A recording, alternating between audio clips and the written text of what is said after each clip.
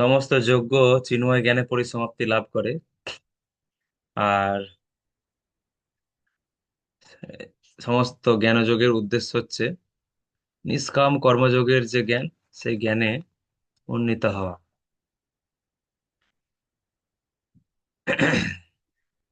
এবং আমরা দেখতে পেয়েছিলাম যে এই জ্ঞানযোগ পন্থায় যাওয়ার জন্য কিছুটা ভক্তি মিশ্রা কর্মের প্রয়োজন রয়েছে।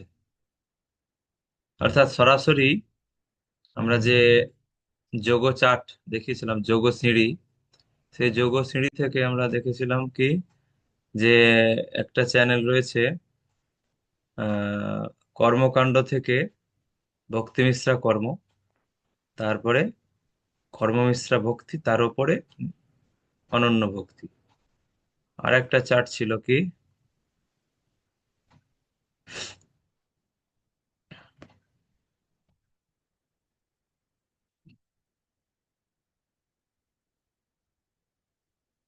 আর একটা চার্ট ছিল উম কর্মকাণ্ড থেকে ভক্তি মিশ্রা কর্ম, ভক্তি মিশ্রা কর্ম থেকে আহ ভক্তি মিশ্রা কর্ম থেকে কর্ম মিশ্রা ভক্তিত্বে না গিয়ে ভক্তি মিশ্রা জ্ঞান, যেটাকে বলা হয়েছিল জ্ঞানযোগ।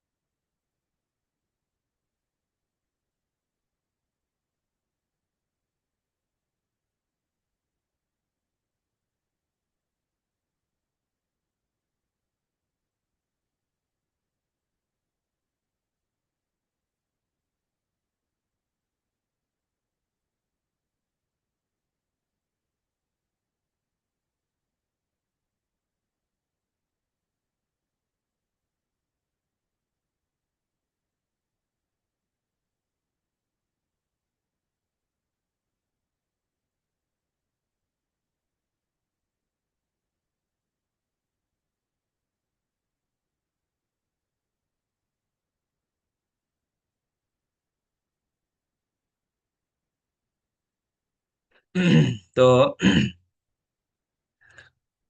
এখন ভগবান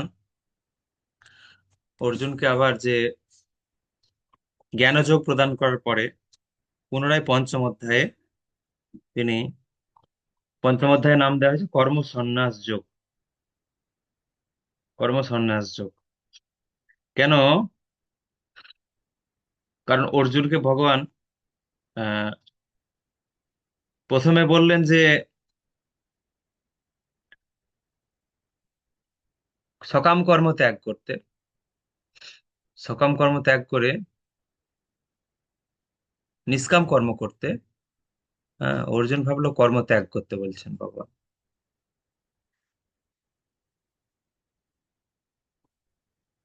অর্জুন ভাবলো ভগবান কর্ম ত্যাগ করতে বলেছে, তাহলে ভগবান সকাম কর্ম ত্যাগ করে ভক্তি মিশ্রা কর্ম বা নিষ্কাম কর্মের অনুষ্ঠান করতে বললেন। সেই জন্য অর্জুন বুঝতে পারলেন না।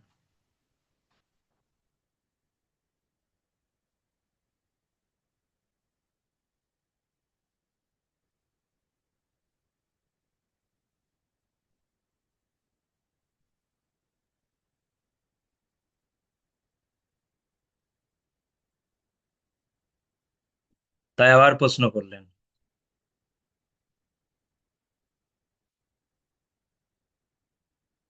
পঞ্চম অধ্যায়ে পুনরায় অর্জুন প্রশ্ন করছেন। আচ্ছা, এখানে আরেকটা বিষয় হচ্ছে কর্ম সন্ন্যাস যোগ। কর্ম সন্ন্যাস যোগ মানে কি? সন্ন্যাস মানে ত্যাগ। এক কথায় যদি বলা হয় সন্ন্যাস, সে কথার অর্থ হচ্ছে ত্যাগ। তো কর্ম সন্ন্যাস মানে হচ্ছে কর্ম ত্যাগ, যেটা ভগবান অনুমোদন করেননি। কিন্তু ভগবান কর্ম সন্ন্যাসটাকে অনুমোদন করেননি, মানে কর্ম ত্যাগ, এটা ভগবান অনুমোদন করছেন না। কর্ম সন্ন্যাসের যোগ যদি বলা হয় তাহলে সেটাকে ভগবান অনুমোদন করেছেন। কর্ম সন্ন্যাস যোগ আর কর্ম সন্ন্যাস দুটো কিন্তু এক নয়। কর্ম সন্ন্যাস মানে হচ্ছে পুরোপুরি কর্ম ত্যাগ করে দেওয়া। জ্ঞানের আশ্রয় নেওয়া বা যোগ যোগ সাধনার আশ্রয় নেওয়া, সেটা হচ্ছে কর্মত্যাগ। কর্মত্যাগ করার অর্থ হচ্ছে হয় জ্ঞানের আশ্রয় নেওয়া অথবা অষ্টাঙ্গ যোগের আশ্রয় নেওয়া। কিন্তু ভগবান একটা শ্লোকে বলেছেন, কর্মের মধ্যে অকর্ম দর্শন আর অকর্মের মধ্যে কর্ম দর্শন করে শুদ্ধ ভক্তরা।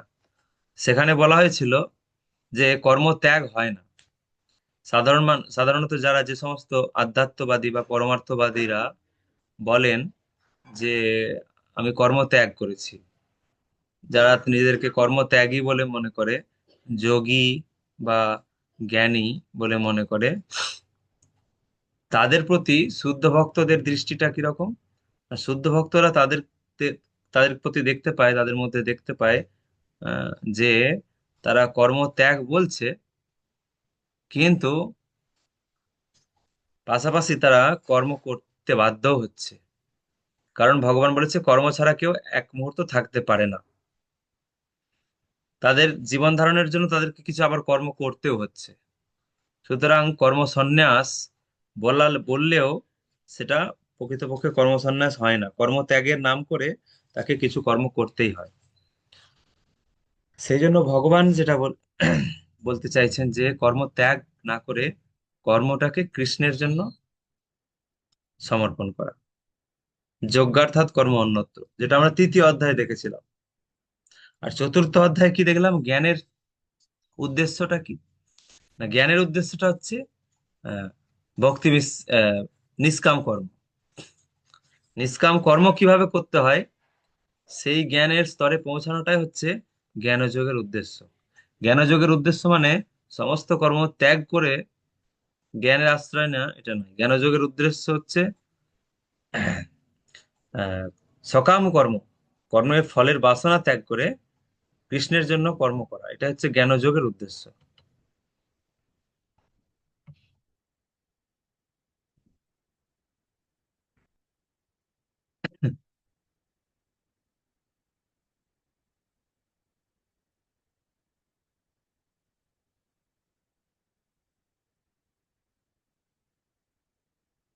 কিন্তু অর্জুন সেটা ঠিক বুঝতে পারলেন না, আবার প্রশ্ন করলেন।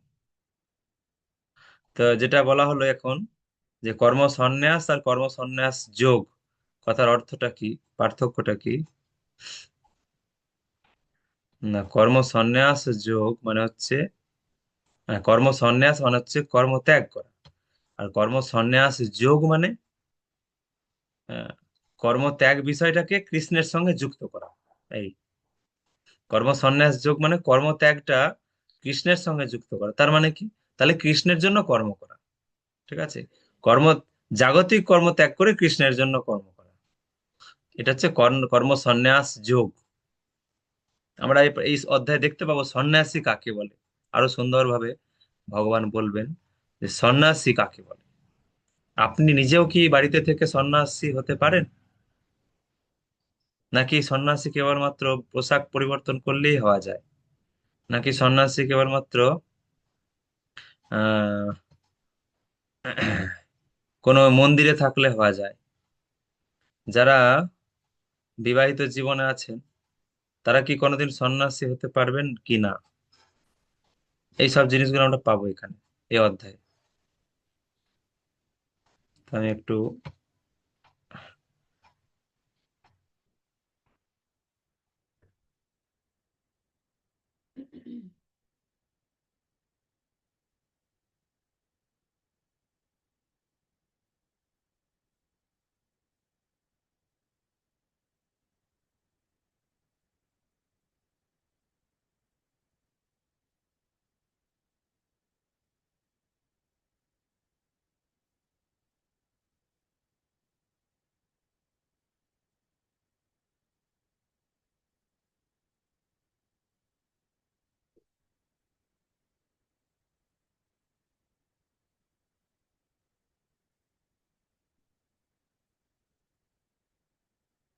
হুম।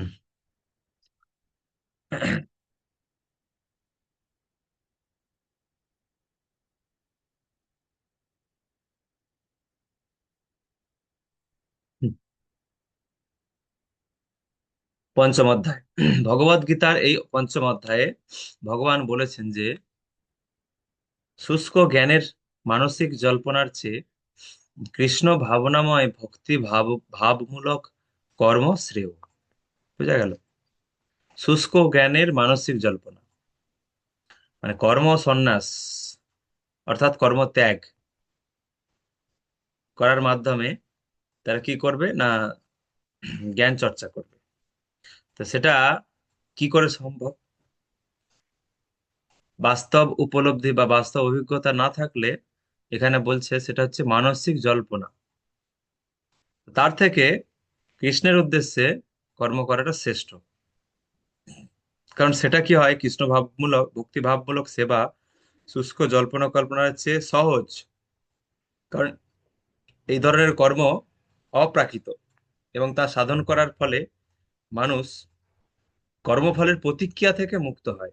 এটা সব থেকে বড় সুবিধা, যে ভগবানের জন্য যদি কেউ কোনো কর্ম করতে থাকে তাহলে সেই কর্মের ভিতরে যদি কোনো অজান্তে পাপ কর্ম হয়ে থাকে তাহলেও সে কর্মফলের প্রতিক্রিয়া ভোগ করতে হবে না তাকে। এটাই হচ্ছে বিষয়। কেননা সে কৃষ্ণের জন্যই কেবলমাত্র কর্ম করছে, হচ্ছে বিষয়।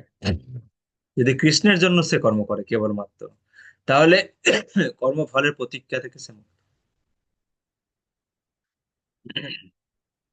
হুম। বলা হচ্ছে জপের মালা ধরে প্রণাম করলে নাকি 12 বছরের পুণ্যফল শেষ হয়ে যায়।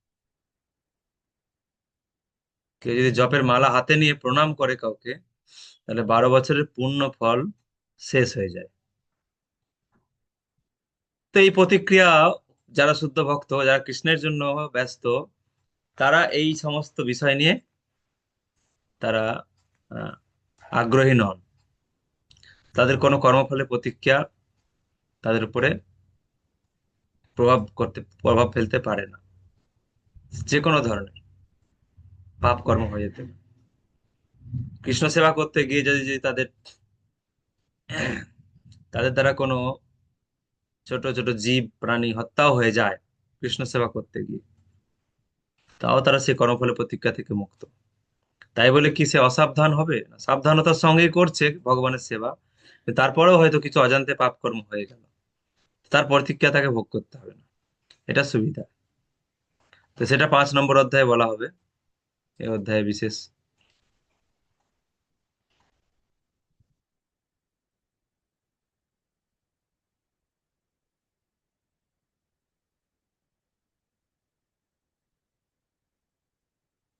কর্মত্যাগ আর কর্মযোগ, এর মধ্যে কোনটি অধিক কল্যাণকর? কর্মত্যাগ মানে কি? কর্মত্যাগ মানে একটু আগেই বলছিলাম, সন্ন্যাস মানে ত্যাগ। তাহলে কর্মত্যাগ আর কর্ম সন্ন্যাস একই কথা। কর্ম সন্ন্যাস মানে কর্ম ত্যাগ করে দেওয়া। তো সেটা ভালো জিনিস নয়। ভগবানের জন্য করব আমি, কি আছে, কর্ম ত্যাগ কেন করব? তো সেই জন্য ভগবানের যদি জন্য কর্ম করা হলে সেটাকে বলা হয় কর্মযোগ। আর কোনো কোনো কর্ম না করে কেবলমাত্র জ্ঞান চর্চা করা বা যোগ সাধনা করা, এটা কর্মত্যাগ। তাতে আর কর্মযোগ, এর মধ্যে কোনটি শ্রেষ্ঠ? এটা তৃতীয় অধ্যায়ে আলোচনা হয়েছিল। তৃতীয় অধ্যায়েও কিছুটা আলোচনা হয়েছিল, আবার এই অধ্যায়েও রয়েছে। তো চতুর্থ অধ্যায়ে কি বলা হয়েছিল না, সব রকমের যজ্ঞ জ্ঞানে পরিসমাপ্ত হয় বলা হয়েছিল। চতুর্থ অধ্যায়ে অনেক ধরনের যজ্ঞের কথা বলা হয়েছিল। আহ দ্রব্য যজ্ঞ, স্বাধ্যায় যজ্ঞ, অধ্যায় তারপরে উম, আহ গৃহস্থদের জন্য, ব্রহ্মচারীদের জন্য ইন্দ্রিয় সংযমমূলক যজ্ঞ, এরকম বিভিন্ন ধরনের যজ্ঞের কথা বলা হয়েছিল। সেই সব যজ্ঞের উদ্দেশ্যই কি বলা হয়েছিল? জ্ঞ- চিন্ময় জ্ঞানে উন্নীত হওয়া। অধ্যায়ের শেষে কিন্তু এই চতুর্থ অধ্যায় যে জ্ঞানযোগ, তো সেই জ্ঞানযোগে উদ্দেশ্য কিন্তু কেবল শুষ্ক জ্ঞান চর্চা করা নয়। জ্ঞানযোগের উদ্দেশ্য ভগবান লাস্টে বললেন, শেষে কি বললেন যে পূর্ণ জ্ঞানে অধিষ্ঠিত হয়ে যুদ্ধ করতে বললেন অর্জুনকে চতুর্থ অধ্যায়ের শেষে।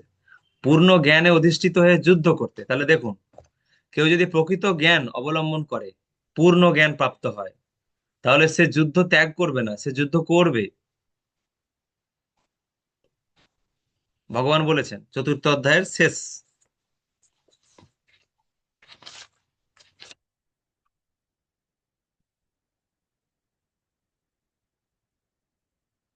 যোগাশ্রয় করে তুমি যুদ্ধ করার জন্য উঠে দাঁড়াও।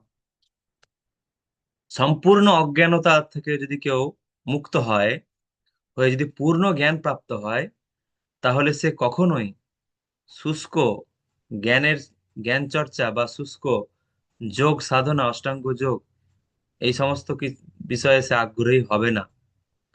সে সম্পূর্ণ চিন্ময় চিন্ময় চিন্ময় ভক্তিমূলক ভাব নিয়ে সে কর্ম করবে। তাই ভগবান এখানে বললেন যে পূর্ণ জ্ঞানে অধিষ্ঠিত হয়ে যুদ্ধ করতে হবে তোমাকে। তাহলে পূর্ণ জ্ঞানে কেউ যদি অধিষ্ঠিত হতে পারে, তাহলে সে কখনো যুদ্ধ ত্যাগ করবে না, যুদ্ধ করবে। আমাদের ক্ষেত্রে কি না, কর্ম ত্যাগ করবে না সে। পূর্ণ জ্ঞান প্রাপ্ত হলে সে কর্ম করবে এবং আরো উৎসাহ নিয়ে কর্ম করবে। তার মানে ভক্তির অর্থ, কৃষ্ণ ভক্তির অর্থ কিন্তু আহ কর্ম ত্যাগ করে অলস হয়ে যাওয়া নয়। কৃষ্ণ ভক্তির অর্থ হচ্ছে বিভিন্ন ধরনের ভগবানের সেবামূলক পদক্ষেপ গ্রহণ করা, বারবার ভগবানের সেবামূলক পদক্ষেপ গ্রহণ করা। এই কৃষ্ণ ভক্তি অর্থ হচ্ছে এটাই। যদি কেউ পূর্ণ জ্ঞান প্রাপ্ত হয়, যদি কেউ সামান্য জ্ঞান প্রাপ্ত হয়েছে, তাহলে সে বলবে যে না, বাড়িতে একটু বসে জপ, গ্রন্থ অধ্যয়ন, সাধন ভজন করি, করে জীবনটা কাটিয়ে দিই। তার মানে সে পূর্ণ জ্ঞান প্রাপ্ত হয়নি, সে আংশিক জ্ঞান প্রাপ্ত হয়েছে। এখানে আপনারা দেখতে পাচ্ছেন কি লেখা আছে, সব রকমের যোগ্যই জ্ঞানে পরিসমাপ্ত হয়। অধ্যায় শেষে ভগবান বললেন পূর্ণ জ্ঞানে অধিষ্ঠিত হয়ে যুদ্ধ করতে। তাহলে পূর্ণ জ্ঞানে যদি কেউ অধিষ্ঠিত হয়, সে তখন, যেমন ছিল পৌপাদ, তিনি 70 বছর বয়সে তো অবসর নিলেন না, সাধন ভজন গ্রন্থ অধ্যয়ন এইগুলো করে চলে যেতে পারতেন। 70 বছর বয়সে তিনি যুদ্ধই করতে গেলেন। সত্যি কথা বলতে, আমেরিকায় যে পাড়ি দিলেন, তিনি তো যুদ্ধই নেমে গেলেন, পুরোপুরি অর্জুনের পদাঙ্ক অনুসরণ করলেন। এইটাই বলার উদ্দেশ্য হচ্ছে যে পূর্ণ জ্ঞান অধিষ্ঠিত হলে কেউ অবসর নেবে না। হ্যাঁ, ভক্তি জীবনে কোনো অবসর নেই, ভক্তি জীবনে কোনো অবসর নেই। অবসর নিয়ে বলবে সাধন ভজন করবো একটু বাড়িতে বসে, আর ভাল লাগছে না প্রচার করতে, আর এটা নেই। ভগবানের যে শিক্ষা, তার মধ্যে এটা নেই। ভগবান বলছেন পরিপূর্ণ জ্ঞানে অধিষ্ঠিত হলে সে যুদ্ধ করবে। যুদ্ধ করবে মানে আমরা কোথায় যুদ্ধ করবো? আমরা মায়ার সঙ্গে যুদ্ধ করতেই থাকবো, মায়ার সঙ্গে যুদ্ধ করবো। তাই ঘরে বসে বসে সাধন ভজন ভক্তি করলে আর মায়ার প্রভাব কোথায়? অত বেশি মায়ার প্রভাব নেই, যদিও আছে। সকালে ঘুম থেকে ওঠা, মঙ্গল আরতি করা, সব সেবা ঠিকঠাক করে করা, কিছুটা মায়া আছে ঘরে, বাড়ির মেম্বার তাদের সঙ্গে অ্যাডজাস্ট করা, মায়া রয়েছে। কিন্তু যখন একে প্রচারে নামবে, তখন মায়ার সঙ্গে যুদ্ধটা শুরু হবে। কলির সঙ্গে যুদ্ধ, কলি আর মায়ার সঙ্গে যুদ্ধটা শুরু হবে। তো এটাই হচ্ছে পূর্ণ জ্ঞান প্রাপ্ত যদি হয় কেউ, তাহলে সে এই গুরুদেবের যে এই উম, গুরুদেবের এই যে ঋণ, সেই গুরুদেবের ঋণ অর্থাৎ প্রচার সেবা সে গ্রহণ করে, মানে সে যুদ্ধ করার জন্য প্রস্তুত হতে থাকবে।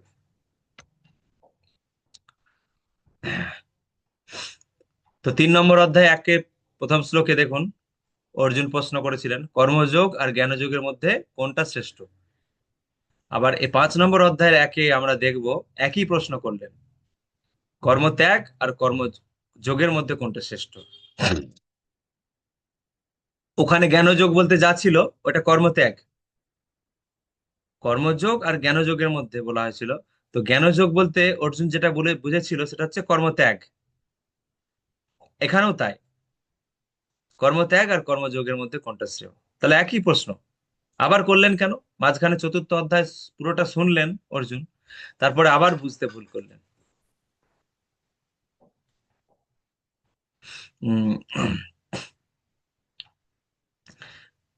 কেন না, অর্জুন চতুর্থ অধ্যায়ে ভগবান জ্ঞানের বিষয় নিয়ে বললেন, তারপরে অর্জুন আহ ওই যে লাস্টে ভগবান বললেন যে যুদ্ধ করো, তখন অর্জুন আবার গুলিয়ে ফেললেন। যে তাহলে ভগবান জ্ঞান চর্চার কথা বললেন,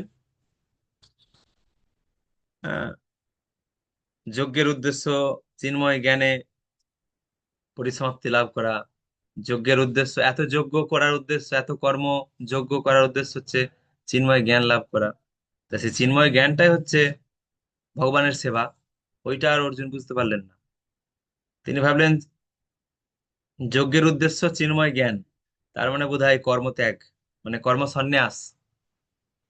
তাই লাস্টে আবার যখন বলছেন যুদ্ধ করো, তখন অর্জুন আবার গুলিয়ে ফেললেন। তাই একই প্রশ্ন আবার করলেন। অর্জুন উবাচ সন্ন্যাসং কর্মণাং কৃষ্ণ পূর্ণযোগং চ সংসসি যশ্রেয়তয়োরেকং তন্মে ব্রূহি সুনিশ্চিতম।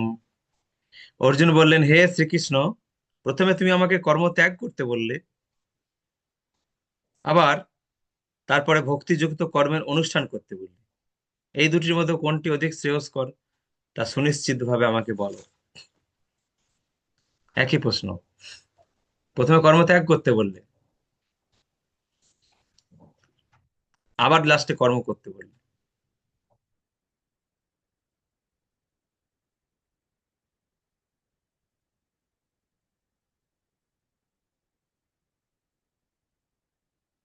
এইবার ভগবান পরিষ্কার করে বলছে দ্বি- 2 নম্বর শ্লোকে, যে কর্মত্যাগ, এই কর্ম সন্ন্যাস বা কর্মত্যাগ নাকি কর্মযোগ, কোনটা? শ্রী ভগবান উবাচ সন্ন্যাস কর্মযোগশ্চ নিঃশ্রেয়সকরা বুভৌ তয়োস্তু কর্ম সন্ন্যাসাৎ কর্মযোগ বিশিষ্যতে।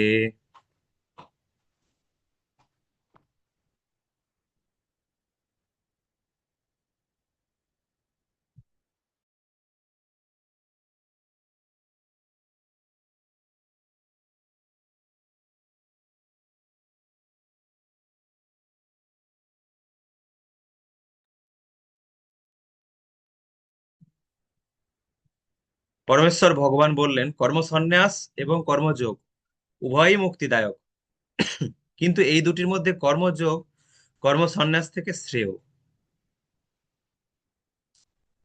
কর্ম সন্ন্যাস মানে তাহলে বুঝলেন, কর্ম সন্ন্যাস মানে হচ্ছে কর্মত্যাগ, এবং কর্মযোগ উভয়ই মুক্তিদায়ক। তা দুটোই কিন্তু মুক্তিদায়ক, কিন্তু এই দুটির মধ্যে কর্মযোগটা হচ্ছে কর্মত্যাগের থেকে শ্রেষ্ঠ।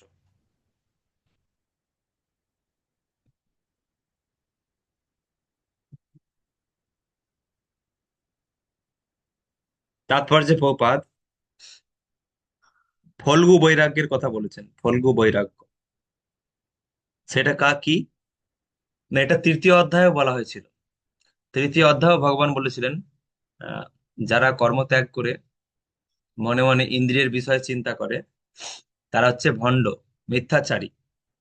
তো এখানে প্রভুপাদ সেটাই বললেন, যে যদি কেউ কর্ম সন্ন্যাস অবলম্বন করে, অর্থাৎ কর্ম ত্যাগ করে দিয়ে ইন্দ্রিয়ের বিষয় চিন্তা করতে থাকে, তাহলে সেটা ফল্গু বৈরাগ্য, মানে ভণ্ড মিথ্যাচারী, একই। তো সেইটা একটা সম্ভাবনা আছে কর্ম সন্ন্যাসে বা কর্ম ত্যাগের ক্ষেত্রে। কর্ম সন্ন্যাস নামটা শুনতে ভালো, কিন্তু এটা অনুমোদন করছেন না ভগবান। হ্যাঁ, হতে পারে মুক্তিদায়ক। মুক্তিদায়ক কেন, কেউ প্রশ্ন করতে পারে। আরে মুক্তিদায়ক যেখানে বলা হয়েছে, ভগবান যেখানে বলেছে মুক্তিদায়ক, সেখানে কর্ম সন্ন্যাসটা অসুবিধা কি আছে? মানে কর্ম ত্যাগ করে ফেলা, এতে অসুবিধাটা কি আছে, যেহেতু মুক্তিদায়ক ভগবান বলে দিয়েছে। আবার ভগবান বলছেন কর্মযোগটা শ্রেষ্ঠ। হ্যাঁ, দুটোই মুক্তিদায়ক, কিন্তু কর্মযোগটা শ্রেষ্ঠ। কর্ম ত্যাগ না করে কর্মযোগ করো, মানে কৃষ্ণের জন্য কর্ম করো। আবার বলছেন দুটোই মুক্তিদায়ক। মানে ধরুন আপনি আহ বৃন্দাবন যাবেন।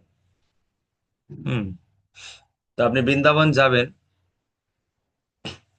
বৃন্দাবন যাওয়ার জন্য আপনি অনেকগুলো পদ্ধতি আছে।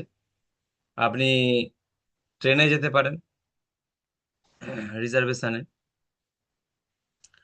অথবা আপনি প্লেনে যেতে পারেন, অথবা আপনি উম, চার চাকায় যেতে পারেন, বা ভলভো এসি কোচের বাসেও যেতে পারেন।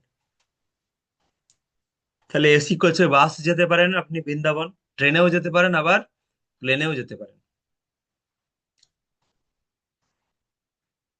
তিনটাতে যেতে পারেন। তাহলে এখন বলুন তো আপনি কোনটায় যাবেন?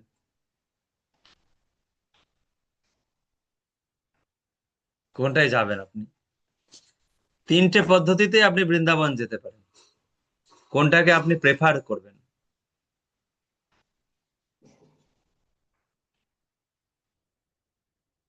বলুন।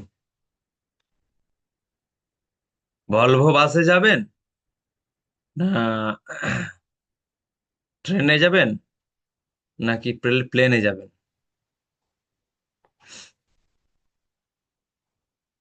বলুন।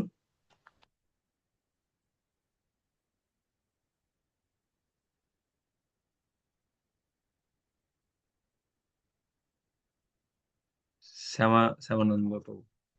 প্রণাম বাবু। যেহেতু প্লেনে যাওয়া অ্যাভেলেবেল থাকবে এবং প্লেন তাড়াতাড়ি যাবে, তাই প্লেনেই চলে যাব। আচ্ছা, প্লেনে যাবেন, বাহ, আপনার স্বপ্নটা বেশ ভালোই, ছোটখাটো না। আর আর আর বাকি আছে যারা, আর কে কি কিসে যাবেন বলুন তো দেখি। আর কে কিসে যাবেন বৃন্দাবন?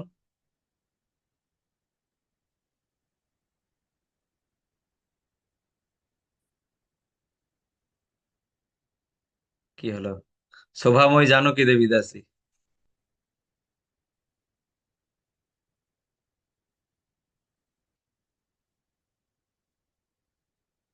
কিসে বৃন্দাবনে যাবেন?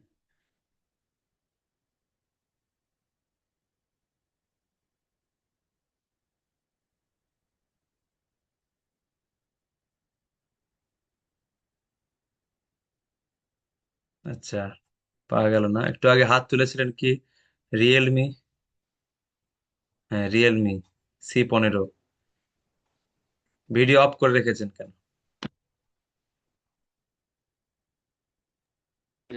হরে কৃষ্ণ প্রভু, ক্লাসটা অফ হয়ে যাচ্ছে ওই জন্য আচ্ছা বলুন। নেট কানেকশনটা ঠিক আগে নেই। শুনো। হ্যাঁ, প্রভু, আমি কিসে বৃন্দাবন? রথে চেপে যাবো। হ্যাঁ, শোনা গেল না। ট্রেনের রিজার্ভেশন। ও, ট্রেনে যাবেন, আচ্ছা। ট্রেনে রিজার্ভেশন। আচ্ছা, ট্রেনে যাবেন কেন? প্লেন প্লেন আছে যখন, প্লেনে যাবেন না কেন? সেরকম পূর্ণ ফলের পয়সা নাই। পয়সা নেই, আচ্ছা। টাকা নাই। আচ্ছা, টাকা নাই। টাকা থাকলে যাবেন, তাই তো? হুম। টাকা থাকলে নিশ্চয়ই যাবো। টাকা থাকলে যাবেন, আচ্ছা। সোমা বেরা মাতাজি,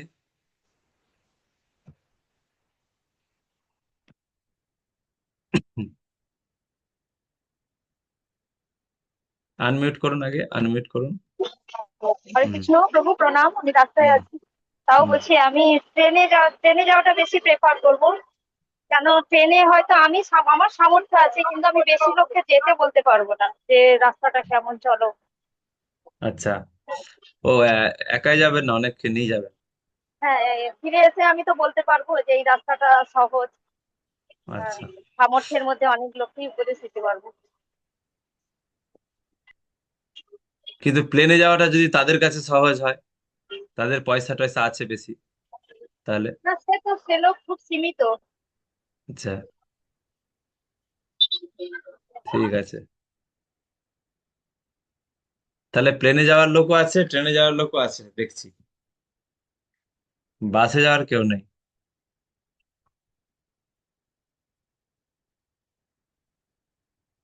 ঠিক আছে, এখন কথা হচ্ছে কর্ম সন্ন্যাস, এটাকে আমি প্লেনে যাওয়া ধরছি, মানে কর্মত্যাগ। আর কর্মযোগ এটাকে ট্রেনে যাওয়া ধরছি। কেন? কারণ কর্মসন্ন্যাস এটা প্লেনে যাওয়ার হতে পারে। কর্মসন্ন্যাস মানে কর্ম ত্যাগ করে কেবলমাত্র যোগ সাধনা করা। হ্যাঁ, ভগবানেরই ধ্যান করছে, হয়তো সে ভগবানেরই ধ্যান করছে, হতে পারে অষ্টাঙ্গ যোগের মাধ্যমে। কিন্তু যদি তার হৃদয় শুদ্ধ না হয়, যদি তার ইন্দ্রিয় মন শুদ্ধ না হয়, তাহলে তার কিন্তু অধঃপতন হবে, খুব দ্রুত অধঃপতন হওয়ার সম্ভাবনা রয়েছে কর্মত্যাগের মধ্যে। কর্মত্যাগ করে অর্থাৎ জাগতিক কোনো কর্ম না করে তিনি যদি জ্ঞানের আশ্রয় নেন অথবা যোগের আশ্রয় নেন, তাহলে তার আহ ইন্দ্রিয় যদি শুদ্ধ না হয়ে থাকে পুরোপুরি, তাহলে কিন্তু তার অধঃপতনের সম্ভাবনা আছে, রিস্ক আছে, ঠিক প্লেনের যাওয়ার মতো। দুর্ঘটনা ঘটলে একবারে শেষ, আর কোনো চিহ্ন পাওয়া যাবে না, একবারে শেষ। হ্যাঁ, হতে পারে মুক্তিদায়ক, বলা হয়েছে না দুটোই মুক্তিদায়ক, কর্মত্যাগটাও মুক্তিদায়ক, কর্মযোগটাও মুক্তিদায়ক। যাওয়া যাবে দুটোতেই, বৃন্দাবনে যাওয়া যাবে, কিন্তু একটাতে রিস্ক আছে, অনেক বেশি রিস্ক আছে। আর একটাতে ট্রেনে ট্রেনে যাওয়াতে রিস্কটা কম আছে। প্লেন দুর্ঘটনা হলে একবারে চিহ্ন শেষ, আর ট্রেন দুর্ঘটনা হলে তবু হয়তো হাড়গোড় ভেঙে হসপিটালাইজড হলো, বেঁচে ফিরে আসতে পারে, সম্ভাবনা আছে। তো রিস্ক বেশি কোথায় না কর্ম সন্ন্যাস, কর্ম ত্যাগে বেশি রিস্ক। পরবর্তীতে আবার অধঃপতিত হয়ে আবার সেই জাগতিক জীবনে ফিরে আসার সুযোগ, ফিরে আসার সম্ভাবনা আছে। কিন্তু কর্মযোগের ক্ষেত্রে যেহেতু ভগবানের জন্য কর্ম করছে, ধীরে ধীরে ধীরে ধীরে হয়তো সে বেশি ভগবানের সেবা করতে পারছে না, কিন্তু ধীরে ধীরে ধীরে ধীরে ভগবানের সেবা করতে করতে ভগবানের সঙ্গে তার একটা প্রীতির বিনিময়ের সম্পর্ক তৈরি হবে, একটা ভালোবাসার সম্পর্ক তৈরি হবে ভগবানের জন্য কর্ম করার মাধ্যমে। এই করতে করতে তার ইন্দ্রিয়গুলো শুদ্ধ হবে, মন শুদ্ধ হবে, ইন্দ্রিয় মন শুদ্ধ হতে থাকবে, তখন সম্পূর্ণ সে কৃষ্ণ ভাবনাময় হতে পারবে। সেই জন্য এটাকে বলা হয়েছে শ্রেষ্ঠ। কেননা এটা রিস্ক কম। শ্রেষ্ঠ এই কারণে, এটাতে মিথ্যাচারী ভণ্ডামি হওয়ার সম্ভাবনা নেই। বাইরে থেকে ত্যাগী বা যোগী বাইরে থেকে ত্যাগী বা যোগী হয়েছে আহ শুদ্ধ ভক্তের মতো রয়েছে, কিন্তু ভিতরে যদি ইন্দ্রিয় ভোগের বাসনা থাকে, তাহলে সে অধঃপতন হবে তার। কিন্তু এখানে কর্মযোগের ক্ষেত্রে সে হয়তো বাইরে থেকে ত্যাগী বা যোগীর বেশ ধরেননি, সাধারণ সাধারণ মানুষের মতোই রয়েছেন, কিন্তু কৃষ্ণের জন্য কর্ম অভ্যাস করছেন, তো তার ক্ষেত্রে ঝুঁকিটা কম। একটা হচ্ছে, আর এখানে আরেকটা জিনিস বলে রাখি, সেটা হচ্ছে কেউ যদি কর্ম ত্যাগ করতে চায়, তাহলে তাকে কমপক্ষে ইন্দ্রিয় শুদ্ধ হওয়া দরকার, কমপক্ষে তাকে দেহাত্ম বুদ্ধির ঊর্ধ্বে ওঠা দরকার। দেহের প্রতি কোন রকম দেহের চাহিদা বা দেহের জন্য কোন রকম তার কর্ম করা যাবে না, অর্থাৎ তাকে দেহাত্মবোধের ঊর্ধ্বে উঠতে হবে, সম্পূর্ণ দেহ নয় আত্মা, এই উপলব্ধিতে তাকে যেতে হবে।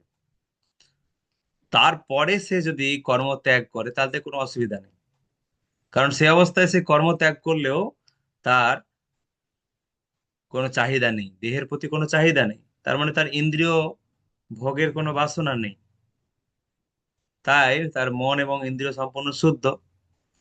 সেক্ষেত্রে কোনো অসুবিধা নেই, সে কর্মত্যাগ করতে পারে, কর্মত্যাগ করে সে জ্ঞান অথবা যোগের আশ্রয় নিতে পারে। তাহলে সে কিন্তু খুব দ্রুত সে যেতে পারবে, মুক্তি লাভ করতে পারবে, কেন তার ইন্দ্রিয় শুদ্ধ এবং সে দেহাত্ম বুদ্ধির ঊর্ধ্বে উঠতে পেরেছে। কিন্তু দেহাত্ম বুদ্ধির ঊর্ধ্বে উঠতে পারেননি, অথচ হঠাৎ কর্মত্যাগের আশ্রয় নিচ্ছে, মানে যোগ বা জ্ঞানের আশ্রয় নিচ্ছে, তার ক্ষেত্রে ঝুঁকি, পড়ে যাওয়ার সম্ভাবনা বেশি। তাই মূল বিষয় হচ্ছে, প্রথমে যদি কোনো ব্যক্তি কর্মযোগের অনুশীলন করে, অর্থাৎ কৃষ্ণের জন্য কর্ম অনুশীলন করেন, করতে করতে তিনি যদি দেহাত্ম বুদ্ধির ঊর্ধ্বে উঠতে পারেন, তাহলে সেই স্তরে গিয়ে তিনি সম্পূর্ণ কর্ম ত্যাগ করে কৃষ্ণের ধ্যান করতে পারেন, বা কৃষ্ণের শাস্ত্র অধ্যয়ন করার হুম, জায়গায় এসে যেতে পারেন। তো এটা হচ্ছে বিষয়। তো 2 নম্বর শ্লোক হলো,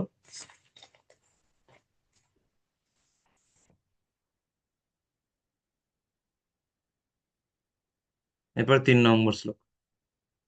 জ্ঞেয় স নিত্য সন্ন্যাসী যো ন দৃষ্টি ন কাঙ্ক্ষতি, নির্দ্বন্দ্ব হি মহাবাহ সুখং বন্ধাত প্রমুচ্যতে। হে মহাবাহ, যিনি তার কর্মফলের প্রতি ঘৃণা বা আকাঙ্ক্ষা যুক্ত নন, তাকেই নিত্য সন্ন্যাসী বলে জানবে। এই প্রকার ব্যক্তি দ্বন্দ্ব রহিত এবং তিনি পরম সুখে কর্মবন্ধন অতিক্রম করে মুক্তি লাভ করেন।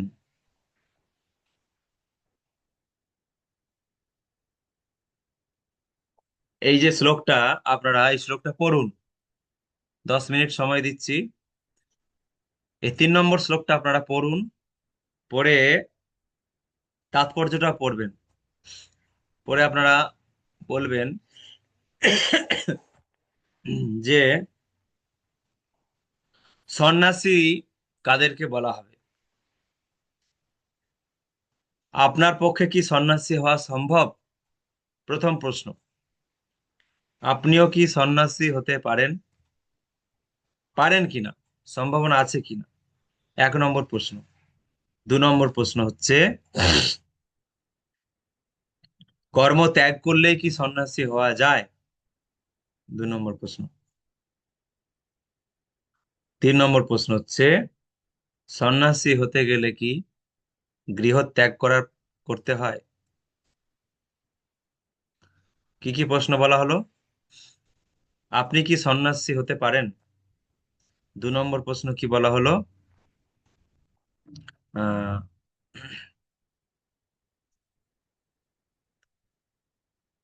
কর্ম ত্যাগ করলে কি সন্ন্যাসী হওয়া যায়? আর 3 নম্বর প্রশ্ন কি, না গৃহ ত্যাগ, সন্ন্যাসী হতে গেলে কি গৃহ ত্যাগের প্রয়োজন রয়েছে কিনা, সন্ন্যাসী হতে গেলে গৃহ ত্যাগের প্রয়োজন রয়েছে কিনা, বা সন্ন্যাসী হতে গেলে কি মন্দিরেই যুক্ত হতে হবে, মন্দিরে বা আশ্রমে আশ্রয় নিতে হবে সন্ন্যাসী হতে গেলে?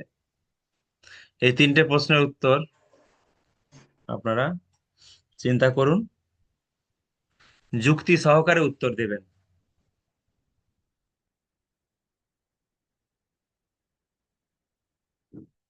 হরে কৃষ্ণ কৃষ্ণ কৃষ্ণ হরে হরে, হরে রাম রাম রাম হরে হরে। আরো ভাবুন, চিন্তা করুন, তারপরে উত্তর দেবেন।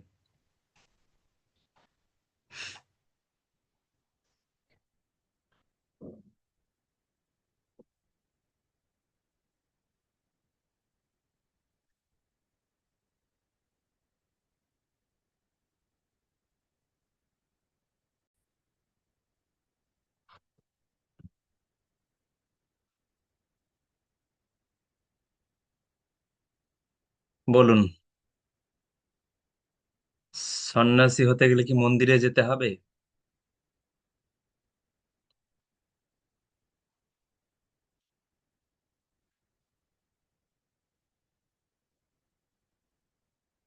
এখানে যে শ্লোক এবং তাৎপর্য, তার উপরে ভিত্তি করে।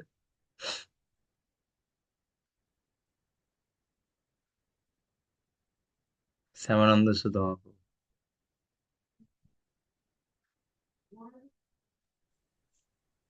প্রণাম প্রভু। সন্ন্যাসী হতে গেলে মন্দিরে যাওয়ার প্রয়োজন আছে এমন নয়। যদি আমরা মন্দিরেও যাই এবং সন্ন্যাসী হওয়ার জন্য সবকিছু ত্যাগ করার ভান করি, কিন্তু তা সত্ত্বেও ইন্দ্রিয়ের প্রতি কামনা থাকে, ভোগ করার বাসনা থাকে, তাহলে সেটা সন্ন্যাস হলো না। অথচ গৃহে থেকেও কেউ যদি ভগবানের উদ্দেশ্যে সবকিছু অর্পণ করে কর্ম করে, তাহলে সেটা প্রকৃত সন্ন্যাস হলো। অর্থাৎ ভিতর থেকে ত্যাগ হতে হবে। সেই জন্য গৃহে থেকেও সন্ন্যাসী হতে পারে, বা সন্ন্যাস নিয়েও সে যদি আসক্তি থাকে তাহলে সন্ন্যাস হয় না। হুম।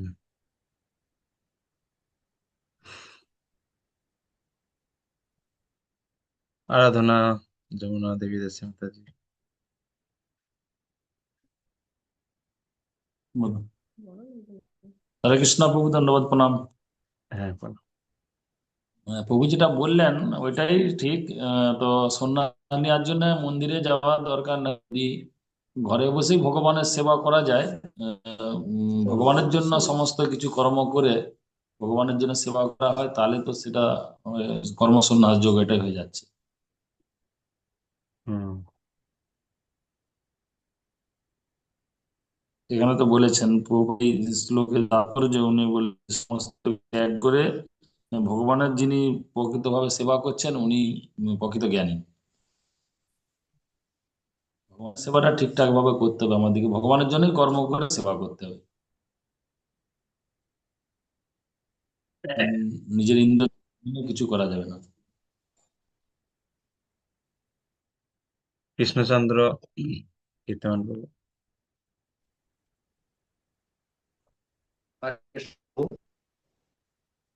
যিনি সম্পূর্ণভাবে কৃষ্ণ ভাবনায় যুক্ত থাকেন তিনি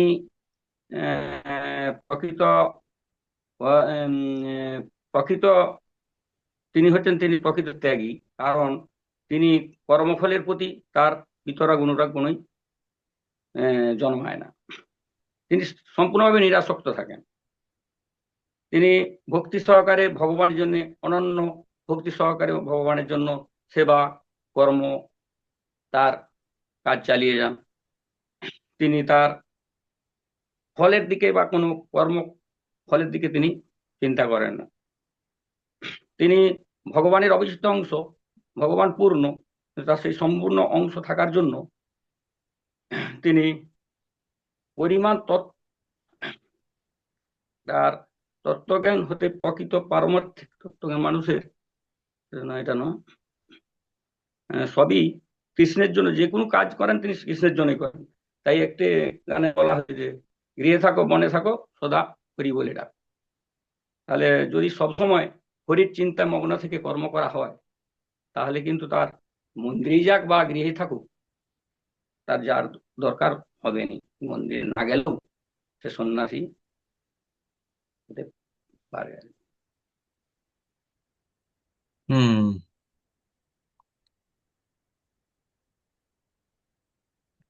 ধরুন আপনার নাতি আছে নাকি নেই? আমার হ্যাঁ। আমার নাতি এখনো হয়নি, আমার ছেলেরই এখনো বিয়ে হয়নি। ও আচ্ছা। আচ্ছা, ঠিক, আমার যাই হোক। ছেলের বয়স এখন 19-20 বছর। আচ্ছা, ধরুন ছেলে চাকরির জন্য পরীক্ষা দিয়েছে বা হ্যাঁ, কোনো ছেলে মাধ্যমিক বা উচ্চ মাধ্যমিক বা গ্রাজুয়েশন যাই হোক পরীক্ষা দিয়েছে, তো রেজাল্ট সামনে। তো সেই মুহূর্তে কর্মফলের বাসনা ত্যাগ করা কতটা সম্ভব হতে পারে? গৃহে আছেন যেহেতু, ছেলে মেয়ের প্রতি একটা আশা আকাঙ্ক্ষা তো থাকছেই, তাই না? সেই পরিস্থিতিতে কিভাবে মন মানসিকতা কিভাবে রাখা উচিত? তখন ভগবানের প্রতি বিশ্বাস রেখে তার কর্ম করে যাওয়া এবং কর্ম করে যা উনি বলেন যে আমায় প্রণাম করো, আমায় করো, আমার নমস্কার করো, আমি তোমার, তাহলে আমি তোমার সমস্ত আমাকে ভজনা করো, আমি তার সমস্ত সংসার পরিবার সব দেখবো। উনি নিজে মুখেই গীতাতে বলেছেন একটা শ্লোক, সেই শ্লোকটা আমার খেয়াল নাই, মানে কিন্তু ধরুন কিন্তু ধরুন ফার্স্ট ডিভিশন হর জায়গায় সেকেন্ড কি থার্ড ডিভিশন হয়ে গেল, দুঃখ তো হবেই, তাই না? দুঃখ তো হবেই। এখানে বলছে কর্মফলের প্রতি কৃষ্ণের প্রতি ঘৃণা। হ্যাঁ, কোন ভগবান রকম যদি কর্মফলের চান, প্রতি শোক, কোনো শোক থাকা চলবে না, আবার না কোনো আকাঙ্ক্ষাও থাকা চলবে না যে ভালো হ্যাঁ, রেজাল্ট হলে একটা ভালো চাকরি পাবে। স্বাভাবিক, গৃহে থেকে আমাদের মধ্যে তো এগুলো থাকবেই, তাই না? এগুলো থেকে মুক্ত হতে পারলে তবেই সন্ন্যাসী। সেই জন্য বলছি, তাহলে গৃহে থেকে কি সন্ন্যাসী হওয়া সম্ভব? যখন আপনার কেউ নেই, না আছে স্ত্রী, না আছে পুত্র, কন্যা বা কিছু না, আপনি পুরোপুরি বিবাহই করেননি, ধরুন আপনি বিবাহ হ্যাঁ, করেননি, সেই ক্ষেত্রে আপনার কারো উপরে কোনো চাহিদা নেই, তা আপনার কর্মফলের বাসনা অত থাকার কথাও না, আশা আকাঙ্ক্ষা স্বপ্ন এইসব অত কিছু থাকবে না। সেই ক্ষেত্রে সন্ন্যাসী হওয়াটা, আর গৃহে থেকে এই সমস্ত কিছু দায় দায়িত্ব, হ্যাঁ, পক্ষপাতিত্ব, নিজের সন্তানকে তো অন্য অন্য সন্তানের থেকে আলাদা করে তার প্রতি একটা আশা আকাঙ্ক্ষা তো থাকবেই, অন্য সন্তানদের প্রতি যেটা নেই, নিজের সন্তানের প্রতি একটা আসক্তি স্বাভাবিক, স্ত্রী, পরিবারের প্রতি। তো এই পজিশনে কি করে সন্ন্যাসী হওয়া সম্ভব, এটাই আমার প্রশ্ন। এটা আমরা জগৎগুরু মানে প্রভুপাদকে দেখে তাকে অনুসরণ করে চলবার চেষ্টা করতে হবে, যে উনি কিভাবে এই ভক্তি যুগে আসলেন, এসে কিভাবে উনি সন্ন্যাস গ্রহণ করে সারা বিশ্বে ভগবানের নাম প্রচারে বেরিয়ে পড়লেন। এটাকে অনুসরণ করে চলার চেষ্টা করতে হবে, তাহলে পারবো। না হলে, এবং গুরুদেবের আশীর্বাদ থাকে, চাই ভগবানের কৃপা হলে তবেই সন্ন্যাসী হওয়া যাবে। গৃহ থেকেও সন্ন্যাসী হয়ে যায়, দেখছি উনারা গৃহী, গৃহের সন্তান বা স্ত্রীপুত্র সবই করেছেন, করার পর উনি সন্ন্যাসী লাভ করেছেন। তাকে অনুসরণ করলে যদি ভগবান কৃপা করেন, গুরুদেব আশীর্বাদ করেন এবং বৈষ্ণবগণ আশীর্বাদ করেন, তাহলে হওয়া সম্ভব হবে, না হলে সম্ভব হওয়া যাবে না। আর না, গভর্নর সেক্ষেত্রে তো মহারাজ হচ্ছে সবকিছু। সেক্ষেত্রে তো আপনার মাতাজি, মানে আপনার মাতাজি না, আমাদের মাতাজিকে চা খাওয়া শুরু করতে হবে, বই টইগুলো সব বিক্রি করে দিয়ে চা খাওয়া শুরু করতে হবে, তাহলে হয়তো আপনি সন্ন্যাসী আহ, হওয়ার জন্য চলে যাবেন। না, ওটা ঠিকই আছে। আর ভগবান যদি আপনার কৃপা করে, মাতাজি ক্ষিপ্ত হবে, সেটা হুম। ভগবানই করাবেন আপনার, না হলে আমরা কি করতে পারবো? তার মানে পারবো না। মাতাজি যদি ভক্তিপথে ওনার থাকে, যদি তাহলে কৃপা, মাতাজি যদি ভক্তিপথে সম্ভব না। হ্যাঁ, না থাকে, বা মাতাজি যদি ক্ষিপ্ত হয় আপনার প্রতি, তাহলে মাতাজি ধাক্কা দিয়ে আপনাকে সন্ন্যাসী করতে পারবে একমাত্র, নাকি? তাছাড়া আর সন্ন্যাসী হওয়ার কোনো হ্যাঁ, আবার যদি যদি ভগবান চান, তাহলে কিন্তু যত ভক্তিপথে থাকলেও মাতাজি, তাহলে কিন্তু আমাকে সন্ন্যাস করে দেবেন। আর উনি যদি না চান, তাহলে আমাকে আরো নিচে নামিয়ে দিবেন। এই বিশ্বাসটা আমার মধ্যে জাগরিত হচ্ছে, যে সত্যি যেমন ধরন মহারাজ, উনি সংসার ত্যাগ করে স্ত্রী পুত্র পরিবার ছেড়ে দিয়ে উনি চলে গেলেন বনে। বনে যে এক হরিণ শিশুকে দেখে সেই হরিণ শিশু করে তার মায়ায় পড়ে হরিণ মায়া ঘরে জন্ম হয়ে, নেয়। তারপরে দেখেন হরিণ শিশুর চিন্তা তার করতে মানে, করতে মৃত্যুবরণ করলেন, হ্যাঁ, উনি বুঝতে নাতি। পেরেছি। তার মানে সন্ন্যাসী হওয়াটা, গৃহ ত্যাগ করলে সুযোগটা বেশি, এটাই তো বলতে চাইছেন তো?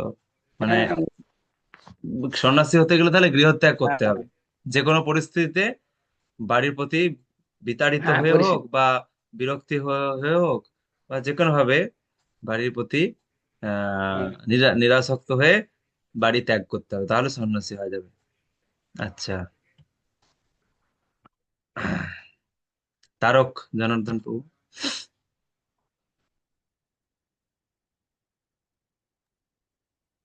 হুম। ভিডিও গুলো অফ থাকলে কি করে ভালো লাগে? তারক জনার্দন প্রভুর আনমিউট হচ্ছে না। অভিমানী রাধা দেবী দাস। হরে কৃষ্ণ, প্রণাম প্রভু, শোনা যাচ্ছে? হুম, হুম। হ্যাঁ প্রভু, আমি বলছিলাম যে যেমন এখানে বলছেন গৃহত্যাগ করলে, আমার তো মনে হয় মানে গৃহত্যাগ করার পরেও অ্যাকচুয়াল সন্ন্যাসী হতে গেলে আমাদের মনটাকে কৃষ্ণ ভাবনাময় করতে হবে। তো গৃহত্যাগ করি বা মন্দিরে যাই, যেখানেই যাই না কেন, যদি আমার মনটা সম্পূর্ণরূপে কৃষ্ণ ভাবনাময় না হয়, মানে ধরুন আমি মন্দিরে গেলাম বা যেখানেই যাই, সেখানে যেও হয়তো আমি জপ করছি, ইয়ে করছি, তারপরেও আমার হয়তো মনের মধ্যে আছে খিদে পাচ্ছে, আহ, আমার মনে হয় যে এটা ঠিক কিনা আমি জানি না, আপনি বলবেন যে মানে খিদে পাচ্ছে কি খাবো, বা এইরকম যদি কোনো রকম মানে বাসনা মনের মধ্যে থেকে থাকে, চিন্তা থাকে, তাহলে তো মনে হয় যে সেটা সম্পূর্ণরূপে কৃষ্ণ ভাবনাময় হচ্ছে না। মানে আমি যখন পূর্ণভাবে মনকে কৃষ্ণ ভাবনাময় করব, আমার মতে বলে সেখানে তো কোনো কিছুই আমার চিন্তা ভাবনা থাকবে না, যেটা আমার ভগবান এর ইচ্ছাতে আমার যেটা আসবে সেটাকে আমাকে মেনে নিতে হবে।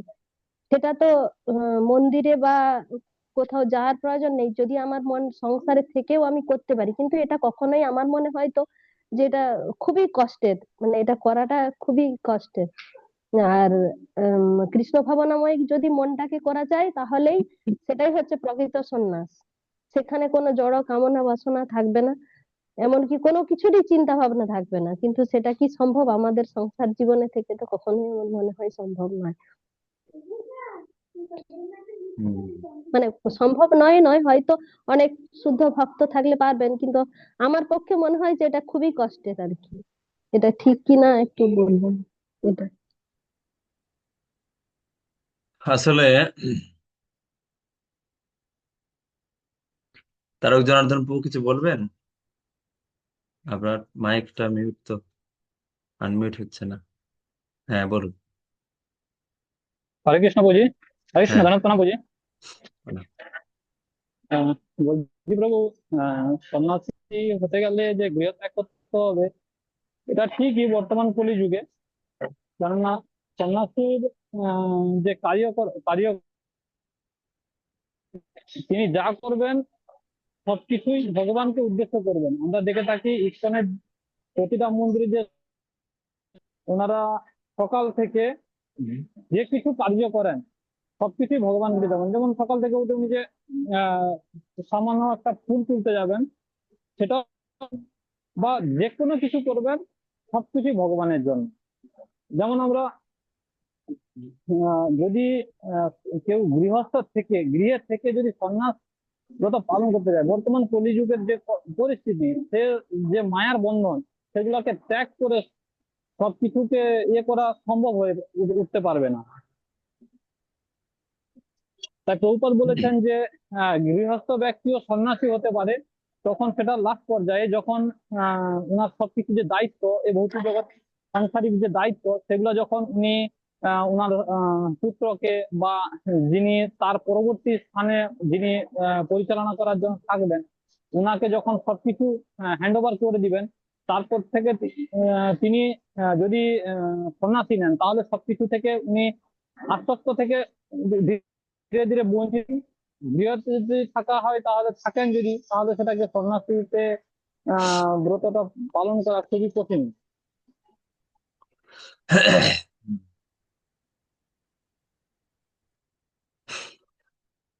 আসলে বিষয়টা হচ্ছে মনোভাবের উপর, পুরোটা মনোভাবের উপরেই সবটা নির্ভর করছে। হ্যাঁ, হতে পারে আশ্রমে থাকলে সেখানে সমস্ত কাজ কৃষ্ণের জন্য, অন্য কোনো ব্যক্তি নেই, ঠিক আছে, সেখানে সুযোগটা অনেক বেশি, সুযোগটা অনেক বেশি। কিন্তু যদি এরকম হয় যে আপনার পক্ষে গৃহ ত্যাগ করে আশ্রমে যাওয়া সম্ভব নয়, তাহলে আপনি কি সন্ন্যাসী হতে পারবেন না? ভগবত ধামে যেতে গেলে, অর্থাৎ জীবনকে সার্থক করতে গেলে আপনাকে তো সন্ন্যাসী হতেই হবে। সন্ন্যাসী মানে কি হতে হবে? কর্মফলের প্রতি সম্পূর্ণ নিরাসক্ত। তাকেই তো সন্ন্যাসী বলছেন ভগবান।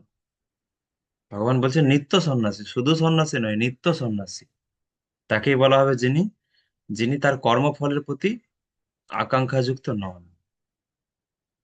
প্রত্যেকটা কর্মই করার সময় যেটা তিনি নিজে মনে করছেন যে এটা আমি এই কর্মের কর্মের ফল আসবে কিনা তার কোনো সিওরিটি নেই। ঠিক আছে, এটা করলাম, কৃষ্ণ খুশি হলো, বা কৃষ্ণ খুশি হয়, কৃষ্ণকে খুশি করার চেষ্টা করলাম, এইটুকু। রেজাল্ট পাবো কিনা তার কোনো ঠিক নেই। কৃষ্ণের দ্বারা অনুমোদিত অবশ্যই হওয়া উচিত সেই সমস্ত কার্য। এটা গৃহস্থালির সমস্ত কাজ হতে পারে, সংসারের সমস্ত কাজ হতে পারে, ছেলে মেয়েদের ভরণ পোষণ হতে পারে, তাদের প্রতি দায় দায়িত্ব, সংসারের দায় দায়িত্ব হতে পারে। কিন্তু মনোভাবটার উপরেই সবকিছু নির্ভর করছে।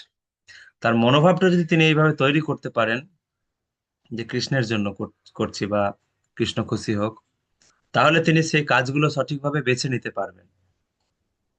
যেটা সংসারের সমস্ত কাজগুলোর মধ্যে যে কাজগুলো পিছনে কৃষ্ণ সন্তুষ্টি পরোক্ষভাবে বা প্রত্যক্ষভাবে নেই, সেই কাজগুলো তিনি করবেন না।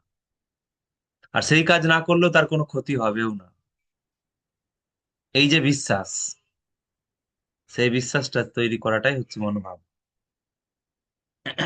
হতে পারে সে সন্তানের চাকরির জন্য চাকরির চিন্তা করা, বা সন্তানের আহ, জীবনে জাগতিকভাবে প্রতিষ্ঠিত হওয়ার চিন্তা করা, নিজের স্ত্রীর শারীরিক রোগ ব্যাধি ইত্যাদির বিষয়েও চিন্তা করা। সেটার পিছনেও যদি মনোভাব থাকে যে এটা আমার দায়িত্ব, কৃষ্ণ আমাকে দিয়েছেন, আর বাড়ির মেম্বার গুলো হচ্ছে কৃষ্ণ তারই সন্তান, তা আমি তাদের সেবা করতে চাই, কৃষ্ণের সেবার সঙ্গে সঙ্গে আমাকে তাদেরও সেবা করতে হচ্ছে, যেহেতু কৃষ্ণ সেই দায়িত্বটা দিয়েছেন। এই মনোভাব নিয়ে করা হলেই একই বিষয়, সে সন্ন্যাসী। তখন তার কর্মফলের প্রতি আর আকাঙ্ক্ষা থাকবে না। হ্যাঁ, এটা আমাকে করতে হবে, এটা আমার দায়িত্ব, ডিউটি। রেজাল্ট কি আসবে সেটা ভগবানের হাতে, রেজাল্ট কি হবে সেটা ভগবানের হাতে। সাংসারিক দায় দায়িত্ব পালন করার জন্য তিনি আপ্রাণ চেষ্টা করবেন, সুনিপুণ ভাবে নিখুঁত ভাবে তিনি সমস্ত কাজগুলো করার চেষ্টা করবেন, কিন্তু সঙ্গে তার মনোভাবটা সবসময় থাকবে যে এটা কৃষ্ণ আমাকে এই দায়িত্বটা দিয়েছেন, আমাকে এটা করে যেতে হবে। তারপরে কি হবে সেটা কৃষ্ণের হাতে আছে, ফলাফল কি হবে। তাকেই বলা হয় নিত্য সন্ন্যাসী। এই পরিস্থিতিতে সে কৃষ্ণ ভক্তিটাকে সমস্ত দিক থেকে সব থেকে বেশি প্রায়োরিটি দেবে, প্রেফারেন্স দেবেন। সব থেকে বেশি তিনি গুরুত্ব দেবেন কৃষ্ণ ভক্তিমূলক অনুষ্ঠানগুলি বা কৃষ্ণ ভক্তিমূলক কার্যকলাপগুলো। আপনারা মহাপ্রভুর সময় দেখতে পাবেন, কেউ কেউ বললেন যে বাড়িতে থেকে এগুলো খুব কঠিন, বা ঠিক আছে, হ্যাঁ অবশ্যই সেখানে চ্যালেঞ্জটা বেশি। গৃহে থেকে সাংসারিক দায় দায়িত্ব অনেক বেশি থাকে। ভক্তি একটা যেমন কৃষ্ণ ভক্তি এবং প্রচার, তার সঙ্গে সঙ্গে সাংসারিক দায় দায়িত্বগুলো, মানে চ্যালেঞ্জটা বেশি থাকে, মায়ের সাথে যুদ্ধটা বেশি থাকে। তো সেটাকে যদি কেউ জয় করতে পারে তাহলে কিন্তু সে অনেক বেশি উম, দৃঢ়তা অর্জন করতে পারবে। বা মানে ধরুন, কি বলবো, যদি একবার উদাহরণ দিয়েছিলাম না যে মশারির ভেতরে বসে জব করা, তার ফলে ঘুম এসে যাবে। মশারির ভেতরে বসে জব করা, ঘুম এসে যাওয়ার সম্ভাবনা আছে, কিন্তু মশার কামড় খেতে হবে না, কিন্তু ঘুমিয়ে পড়ার সম্ভাবনা আবার রয়েছে। কিন্তু মশারির বাইরে তুলসীর সামনে বসে জব করা, সেখানে মশার কামড় সহ্য করতে হবে, কিন্তু সেই অবস্থায় যদি কেউ জব করতে পারে তাহলে সে তুলসীর সামনে বসে ভালো পরিবেশ, সে অবস্থায় যদি সে সোজা হয়ে বসে জব করতে পারে তাহলে সে খুব দ্রুত পারমার্থিক উন্নতি লাভ করতে পারবে। আর যদি বলে যে মশারির কামড় খেয়ে এই মশারির ভিতরে বসে জব করব, ঘুম এসে যাওয়ার সম্ভাবনা আছে। তাহলে যদি মন্দিরে বা মঠে চলে যায়, আশ্রমে চলে যায়, তাহলে সাংসারিক এই কামড় গুলো, সাংসারিক যে কামড়, এইগুলো তাকে কম খেতে হবে না, তাও ঠিক আছে। কিন্তু সেখানে প্রতারণা, ভন্ডামির অনেক চান্স আছে। সে আশ্রমে থেকে অনেক সুযোগ সুবিধা ফেসিলিটি নিয়ে পেয়ে সে যদি মনে মনে বিষয় চিন্তা করে, ইন্দ্রিয় তৃপ্তি চিন্তা করে, তাহলে মুশকিল আছে। কিন্তু সংসার থেকে সংসারের দায় দায়িত্ব গুলো যদি কৃষ্ণের উদ্দেশ্যে করতে পারে, অভ্যাস করতে পারে, তাহলে তার সম্ভাবনাটা বেশি। যেমন মহাপ্রভুর সময়ে শ্রীবাস ঠাকুরকে আমরা দেখেছি, জলজান্ত উদাহরণ। যদিও তিনি সাধারণ কেউ নয়, শ্রীবাস ঠাকুর সাধারণ কেউ নয়, স্বয়ং নারদ মুনি, নিজের সন্তান মারা গেছে তারপরেও তিনি মহাপ্রভুর প্রচার, মহাপ্রভুর নাম সংকীর্তনের প্রতি সম্পূর্ণ আসক্ত। মহাপ্রভু এবং তার নাম সংকীর্তনের প্রতি সম্পূর্ণ আসক্ত হওয়ার ফলেই তিনি তার সন্তানের প্রতি নিরাসক্ত হতে পেরেছেন। এরকম নয় যে সন্তানের প্রতি নিরাসক্ত হতে পেরেছেন বলে মহাপ্রভুর প্রতি আসক্ত আসক্ত হয়েছে, এরকম নয়, উল্টোটা। মহাপ্রভু এবং তার সংকীর্তন হরিনামের প্রতি তিনি আসক্ত বলেই সন্তানের প্রতি, পরিবারের প্রতি নিরাসক্ত হতে পেরেছেন। মহাপ্রভুর সময়ে বাংলা থেকে প্রতি বছর পুরীতে যেত কত কত ভক্তরা, বহু ভক্ত দল বেঁধে শিবানন্দ সেনের নেতৃত্বে তারা পুরীতে চলে যেত মহাপ্রভুর সময়। 4 মাস থাকতো, 1 মাস যেত, 1 মাস আসতো, তাহলে 6 মাস। 6 মাস তারা মহাপ্রভুর আচার প্রচারের সঙ্গে যুক্ত থাকতো। এত আনন্দ পেত তারা যে উম, সংসারের প্রতি নিরাসক্ত। সংসার কি চলতো না? সংসার চলছে, অথচ ভগবান ঠিক চালিয়ে দিচ্ছে। তার মানে আমাদেরকে সেরকম পার্ষদ হতে হবে সেটা বলছি না। মানে মনোভাবটা কিরকম, যে আমরা যদি কৃষ্ণের সেবা, কৃষ্ণের প্রতি আসক্ত হই, তাহলে কৃষ্ণ আমাদের সংসারের দায় দায়িত্ব গ্রহণ করবেন। তাহলে আমরা যদি ভগবানের প্রতি আসক্ত হই, তাহলে সংসারের প্রতি যে অবাঞ্ছিত মোহ যেগুলো থাকে, অবাঞ্ছিত বা অপ্রয়োজনীয় মায়া বা মোহ, আসক্তি, যেগুলো প্রয়োজন নেই, সেই আসক্তিগুলো আমাদের মধ্যে কাজ করে। তো ওইগুলো আস্তে আস্তে নষ্ট হয়ে যাবে যদি ভগবানের প্রতি আসক্তি হয়, এবং তখন সে কর্মফলের প্রতি নিরাসক্ত হতে পারবে। কর্মফলের প্রতি নিরাসক্ত হওয়াটা তো রাতারাতি কোনো বিষয় নয় যে হঠাৎ করে হয়ে গেলাম। কারো যদি কৃষ্ণের প্রতি খুব ভালোবাসা থাকে, প্রেম থাকে, আসক্তি থাকে, কৃষ্ণ এবং কৃষ্ণ সেবার প্রতি, কৃষ্ণের প্রতিনিধি গুরুদেবের সেবার প্রতি কারো যদি আসক্তি থাকে, তাহলে সে কর্মফলের প্রতি নিরাসক্ত হতে পারবে। তখন সে সন্ন্যাসী হতে পারবে, সেটা গৃহেই থাকুক আর আশ্রমে থাকুক। তো এইটা হচ্ছে বিষয়। কে একজন হাত তুলেছিলেন যেন?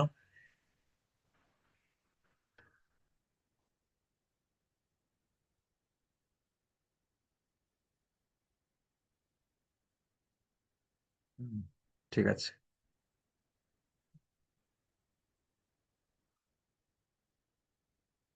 তপস্বিনী সত্যা মাতাজি, বলুন। হরে কৃষ্ণ প্রভু, প্রণাম। আমি একটা প্রশ্ন করছি, যেটা হচ্ছে গুরু মহারাজ তো আমাদের গুরু মহারাজ যে সন্ন্যাস আছেন, তো সমস্ত জড়বন্ধন থেকে মুক্ত উনি হয়ে আছেন। তাহলে আমার প্রশ্ন হচ্ছে যে গুরু মহারাজ তো সমস্ত শিষ্যের জন্য চিন্তা ভাবনা করেন, তাহলে তিনি কিভাবে জড়বন্ধন থেকে মুক্ত হচ্ছেন? আরেকবার বলুন, বুঝতে পারলাম না। Sorry. আমাদের গুরু মহারাজ উনি সমস্ত জড়বন্ধন থেকে মুক্ত। হুম উনি একজন সন্ন্যাসী। হুম তাহলে উনি সমস্ত শিষ্যের জন্য ভাবেন, হুম তাহলে উনি কি করে জড়বন্ধন থেকে মুক্ত হলেন? হুম। শিষ্যের জন্য উনি যে চিন্তাগুলো করেন, সেটা হচ্ছে হুম শিষ্যের পারমার্থিক চিন্তা করেন। আপনি আপনার সন্তান বা স্বামী, পরিবারের পারমার্থিক বিষয়টা যদি গুরুত্ব দেন, ভাবেন, তাহলে আপনিও নিরাসক্ত আছেন, সন্ন্যাসী স্তরে আছেন। এখন পারমার্থিক বিষয়টা ভাবার জন্য দেহের বিষয়টা গুরুত্ব দেওয়া উচিত। তাই গুরু মহারাজ বলেন, শরীর সুস্থ রাখো, ভালো খাও, পর্যাপ্ত খাও, পরিমিত আহার, পরিমিত ঘুম, শরীরের যত্ন নাও, এবং কৃষ্ণ ভক্তি অনুসরণ করো, প্রচার করো। গুরু মহারাজ তার শিষ্যের শরীর খোঁজ নেয়, কারো কোনো শিষ্য অসুস্থ হলে, কিছু হলে খোঁজ খবর নেয় করে। আবার পারমার্থিক দিকটাও সম্পূর্ণ গাইড করছেন।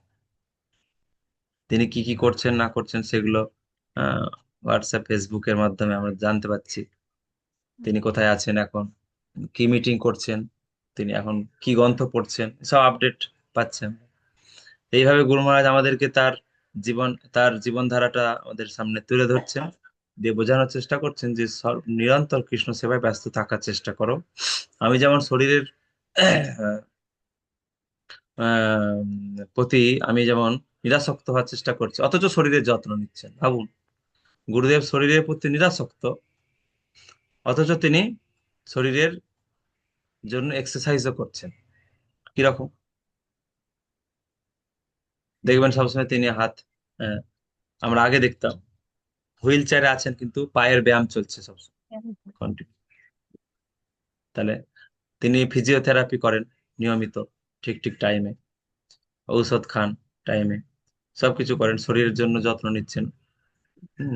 ডায়ালিসিস হচ্ছে, এই সবগুলো তিনি রুটিন মাফিক করছেন, তার মধ্যে মিটিং করছেন, সবকিছু করছেন, মানে নিজের শরীরের যত্ন নিচ্ছে এত সুন্দরভাবে। সাধারণভাবে কেউ তো বলতে পারে তাহলে শরীরের প্রতি কোথায় নিরাসক্ত হলো।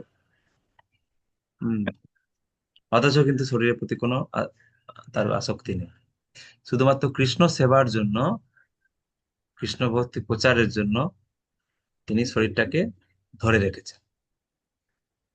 তো সেই রকম ভাবে তিনি শিষ্যের খোঁজ খবর নেন, শিষ্যের যত্ন নেন, শিষ্যের পারমার্থিক দিকটাও যত্ন নেন সম্পূর্ণরূপে। তার সাথে সাথে শিষ্যের শরীর যাতে সুস্থ থাকে তার জন্য শিষ্যদেরকে সচেতন করছেন। হুম। এটা হচ্ছে বিষয়, এটার মধ্যে কোনো আসক্তি নেই, এটা কেবলমাত্র কৃষ্ণের জন্য, কৃষ্ণ সেবা এবং তার প্রচারের জন্য। বুঝতে পেরেছেন? হ্যাঁ। তো এইটা হচ্ছে বিষয়, আমরাও যদি আমাদের বাড়ির সবার প্রতি ঠিক এইভাবেই, হ্যাঁ, যত্ন নিই, এই উদ্দেশ্য নিয়ে যত্ন নিই, তাহলে আমরাও নিরাসক্ত থাকতে পারবো।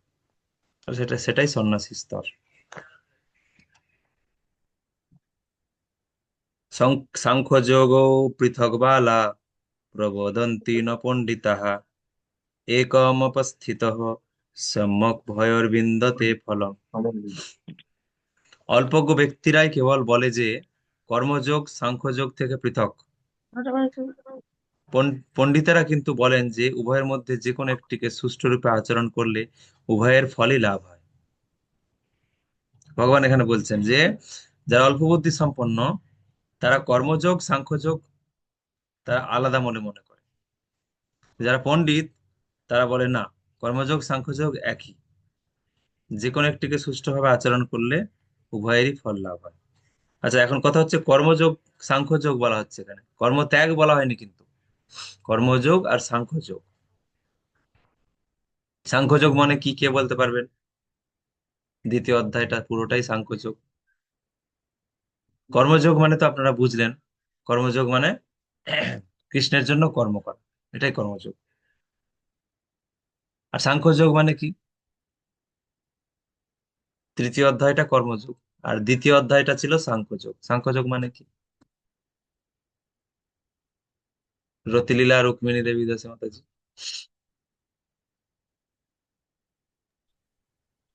হরে কৃষ্ণ বাবু প্রণাম। যে প্রণাম। বিশ্লেষণাত্মক জ্ঞানের মাধ্যমে জড় বস্তু থেকে চিন্ময় বস্তুকে পৃথক করে। হম জড়বস্তু আর চিন্ময় বস্তুর পার্থক্য এরকম, অর্থাৎ দেহ এবং আত্মার পার্থক্য উপলব্ধি। তো যে দেহ এবং আত্মার পার্থক্য বুঝে গেছে সে তো আর কখনোই জড়বন্ধন আবদ্ধ হবে না। আর কর্মযোগটা কি? কৃষ্ণের জন্য কর্ম। আর সাংখ্যযোগটা কি? দেহ এবং আত্মার পার্থক্য উপলব্ধি করা। এটা একটা স্টেজ। সাংখ্যযোগ মানে দেহ এবং আত্মার পার্থক্য উপলব্ধি করা। এই জিনিসটা উপলব্ধি করার জন্য যে আমি দেহ নই, আমি আত্মা, এটা তো আমরা শুনছি কিন্তু উপলব্ধি কি হচ্ছে? তাহলে এটা সাংখ্যযোগ হলো না।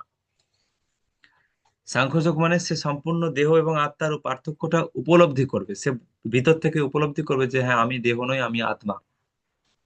তখন সে আত্মার জন্য সবকিছু করতে থাকে। এটা একটা স্তর। এখানে ভগবান বলছে সাংখ্যযোগ আর কর্মযোগ এটা আলাদা নয়। আমরা পরের শ্লোকে যাব, তারপরে আরো ডিসকাস করব। যৎ সাংখ্য প্রাপ্যতে স্থানং তজ্যোগৈরপি গম্যতে একং সাংখ্যং চ যোগং চ যা পশ্যতি স পশ্যতি। যিনি জানেন যে সাংখ্যযোগের দ্বারা প্রাপ্ত গতি কর্মযোগের দ্বারাও লাভ করা যায় এবং এভাবে সাংখ্যযোগ ও কর্মযোগকে এক বলে জানেন, তিনি যথার্থ তত্ত্বদ্রষ্টা।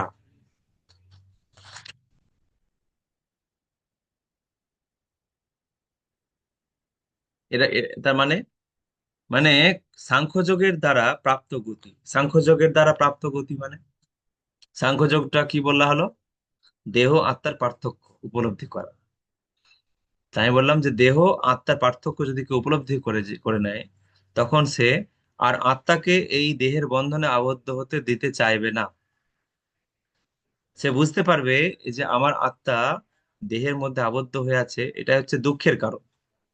তাহলে পরবর্তীতে যাতে আত্মা দেহের মধ্যে আবদ্ধ না হয়, তার জন্য সে প্রয়াস শুরু করবে। আর ওটাই হচ্ছে ভক্তিযোগ, ওটাই হচ্ছে কর্মযোগ। কারণ সে তখন অন্বেষণ করবে যে আত্মা কোথা থেকে এলো, সেই স্তরে যাবে আস্তে আস্তে। তখন সে বুঝতে পারবে আত্মা কৃষ্ণের অংশ, ভগবানের অংশ। তখন সেই আত্মাকে সে ভগবানের কাছে ফিরিয়ে নিয়ে যাওয়ার জন্য প্রয়াস করবে। আর ওটাই হচ্ছে কর্মযোগ। প্রয়াস করবে ফিরিয়ে নিয়ে যাওয়ার জন্য। আর এটা কর্মযোগের মাধ্যমেও করা যায়।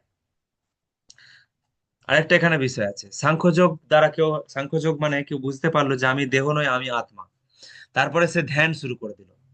বোঝা গেল? ধ্যান শুরু করে দিল, ধ্যান বা যোগ, হ্যাঁ, বা জ্ঞান চর্চা শুরু করে দিল যে না, আমি আর দেহের জন্য কোনো কর্ম করব না। তার উপলব্ধি হয়েছে, দেহাত্ম বুদ্ধির ঊর্ধ্বে উঠেছে সে সাংখ্য যোগের মাধ্যমে। তখন সে যোগ সাধনা অথবা জ্ঞান চর্চা শুরু করে দিল, করে সে আধ্যাত্মিক উন্নতি করার চেষ্টা করছে এবং সেই গন্তব্যস্থল আহ, সম্পূর্ণ জড়বন্ধনের ঊর্ধ্বে ওঠার জন্য সে প্রয়াস করছে। আর কর্মযোগের মাধ্যমেও কৃষ্ণের জন্য কর্ম করেও সেই জায়গায় পৌঁছানো যায়, একই জায়গায় পৌঁছানো যায়, সাংখ্যযোগের দ্বারাও আবার কর্মযোগের দ্বারাও। কিন্তু পার্থক্যটা কি?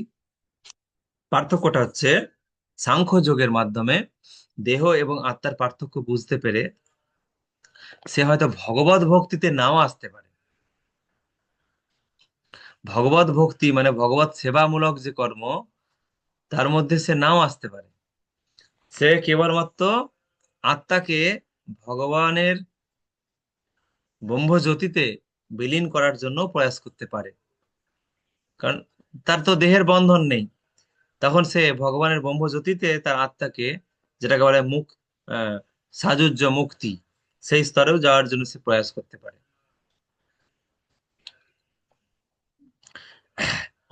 অনেক সংস্থা আছে, অনেক সোসাইটি আছে যারা জানে, যারা দেহ আত্মার পার্থক্য বুঝে, যারাও জানে যে আমি দেহ নই, আমি আত্মা। অনেকেই জানে, এমনকি হিরণ্যকশিপু সেও জানতো যে আমি দেহ নই, আমি আত্মা। অসুররাও জানে আমি দেহ নই, আত্মা। তাই অসুররা কি ভক্তি করে, কর্মযোগ করে, মানে কৃষ্ণের জন্য কি কর্ম করে? তো সবাই তো করে না। কিন্তু সাংখ্যযোগের উদ্দেশ্যটা কিন্তু তা ছিল না। সাংখ্যযোগের উদ্দেশ্যটা হচ্ছে দেহ আত্মার পার্থক্য জেনে আত্মাকে কৃষ্ণের কাছে ফিরিয়ে নিয়ে যাওয়ার জন্য এই দেহ দিয়ে সেবা করা, কৃষ্ণের সেবা করা।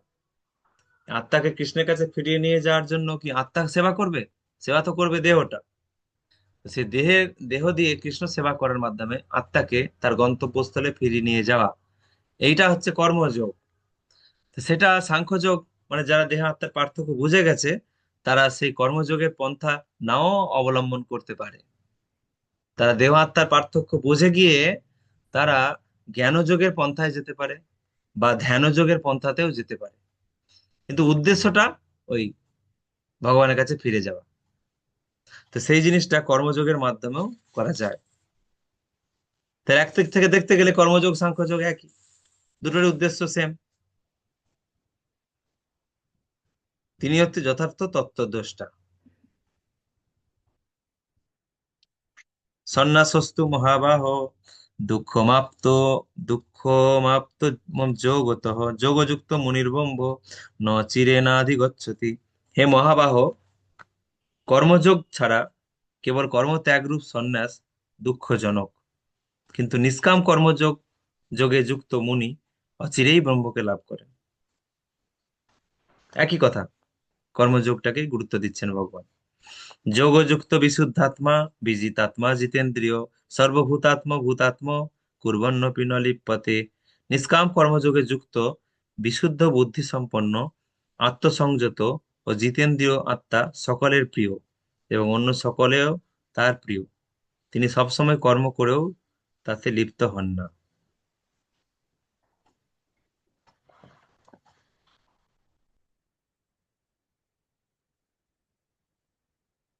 তাহলে এখানে দেখুন, সকলের প্রিয় হওয়ার রেসিপিটা ভগবান এখানে বলে দিলেন, যে কি করলে আপনি সকলের প্রিয় হতে পারবেন। 7 নম্বর শ্লোকে কি করলে আপনি সকলের প্রিয় হতে পারবেন। নিশ্চয়ই এখানে সবাই তো সকলের প্রিয় হতে চায়, একই না? কেউ তো চায় না যে সবার কাছে অপ্রিয় হতে। না, এরকম আছেন যে আমি ওনার কাছে অপ্রিয় হতে চাই। হয়তো কেউ শত্রু আছে, শত্রুর কাছে আমি অপ্রিয় হতে চাই, তাও তো কেউ চায় না। সবাই চাই না শত্রুর কাছেও আমি যাতে প্রিয় হয়ে যাই, শত্রু আমার সঙ্গে শত্রুতা ত্যাগ করবে, তার কাছেও আমি প্রিয় হতে চাই। অর্থাৎ সবাই সবাই শত্রু মিত্র প্রত্যেকের কাছে প্রিয় হতে চায়। তো ভগবান এখানে বলে দিলেন যে সকলের প্রিয় হতে গেলে কি কি রেসিপি লাগবে। তিনি সকলের প্রিয় এবং অন্য সকলেও তার প্রিয়। দেখুন, এরকম নয় যে সে সবার প্রিয় হয়ে বসে থাকে, সবাই তার কাছেও প্রিয়। তার রেসিপিটা কি? না, নিষ্কাম কর্মযোগে যুক্ত, বিশুদ্ধ বুদ্ধি, আত্মসংযত আর জিতেন্দ্রিয়। মানে সমস্ত ইন্দ্রিয়কে তিনি জয় করেছে। কি করে সেটা সম্ভব? কৃষ্ণ সেবার মাধ্যমে সম্ভব। নিষ্কাম কর্মযোগ, কৃষ্ণ সেবা। বিশুদ্ধ বুদ্ধি, বুদ্ধিটা কি করে বিশুদ্ধ হবে? বুদ্ধি দিয়ে যখন সে কৃষ্ণ সেবার প্ল্যান করবে, বুদ্ধিটা বিশুদ্ধ হবে। আত্মসংযত, অটোমেটিক তার আত্মা সংযত হয়ে যাবে, নিজের থেকে সম্পূর্ণরূপে সে সংযত হবে। এটা হলেই সে সবার কাছে প্রিয় যেতে পারবে। কেন? সে তো কারোর প্রতি অসন্তুষ্ট হতে পারবে না। তার ইন্দ্রিয় সংযম, সে কৃষ্ণ সেবায় ব্যস্ত, কৃষ্ণ সন্তুষ্টির জন্য সবসময় সে চেষ্টা করছে। বিশুদ্ধ বুদ্ধি, তার বুদ্ধিটাও বিশুদ্ধ, বুদ্ধিটা তার বিশুদ্ধ। অনেকে ভাবে যে, অনেকে ক্রোধান্বিত হয়, ওই ভাবে আমি এটা ভগবানের জন্য ক্রোধান্বিত হচ্ছি, এটা আমার চলবে। তো সেই দিকটাও সে বিশুদ্ধ বুদ্ধি সম্পন্ন, সচেতন থাকবে না কতটুকু আমি ক্রোধান্বিত হব, আর কতটুকু আমি নিজেকে কন্ট্রোল করব, কতটুকু ইন্দ্রিয়ের তৃপ্তির চিন্তা করব, কতটা করব না, কতটুকু আমার কৃষ্ণ সেবার জন্য অনুমোদন আছে, কতটুকু নেই। এই সব কিছু তার বিশুদ্ধ বুদ্ধি। সে রোজগার করতে পারে, কিন্তু সেটা কতটুকু লিমিট থাকা উচিত, নাকি সেটা মধ্যে কোনো জাগতিক বাসনা চলে আসতে পারে, সেদিক থেকে সে কতটা সচেতন, এটা বিশুদ্ধ বুদ্ধি।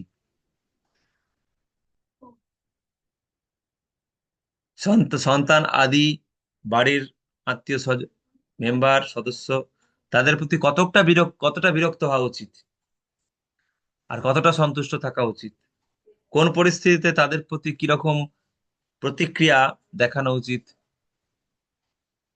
এগুলোর জন্য কি প্রয়োজন? না, আত্মসংযত আর বুদ্ধিটা বিশুদ্ধ। আর সেটা কি করে, সেটা যদি কেউ করতে পারে তাহলে সে সবার প্রিয় হয়ে যেতে পারবে, প্রত্যেকের প্রিয় হতে পারবে। নিজের পরিবারের সকলের কাছে তো প্রিয় হবেই প্রথম, তারপরে আত্মীয় স্বজনের কাছে, পরিবারের কাছে, আহ, আহ, সমাজের কাছে, সবার কাছে সে প্রিয় হবে, সকলে তার কাছে তারও প্রিয় হবে। শুনতে মনে হচ্ছে হয়তো যে এটা কি করে সম্ভব, তাই না? শত্রু তো থাকবেই, শুনতে মনে হতে পারে, কিন্তু ভগবান এখানে বলছেন যে এই ধরনের আত্মা সকলের প্রিয় এবং অন্য সকলেও তার প্রিয়।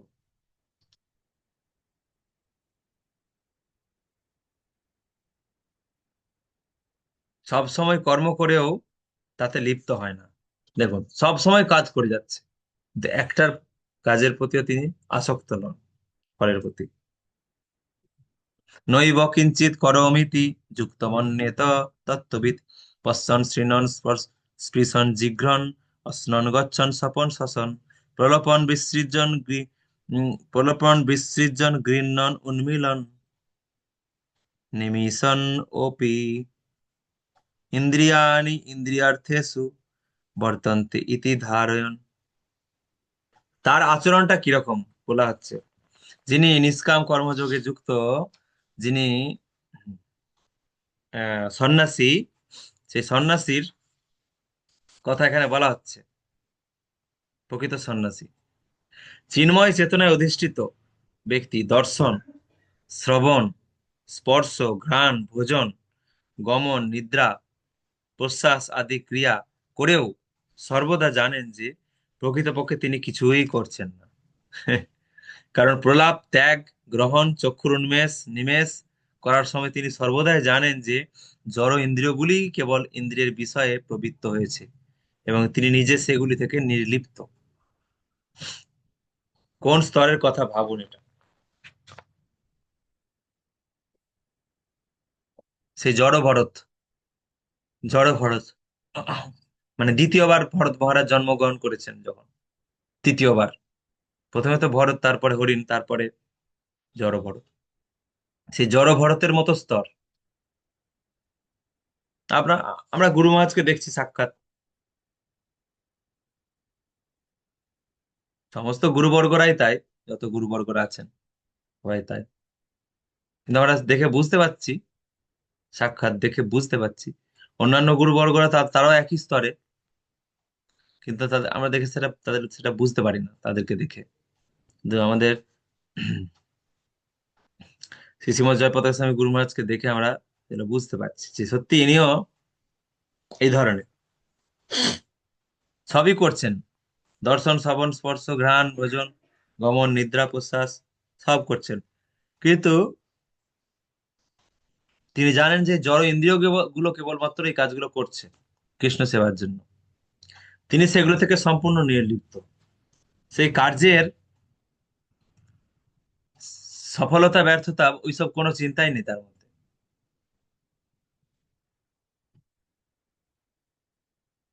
ব্রহ্মণ্য অধ্যায় কর্মাণি সঙ্গং ত্যক্ত্বা করোতি য লিপ্যতে ন স পাপেন পদ্মপত্র ইমাম ভসা পদ্র পদ্মপত্রমিমাম ভসা।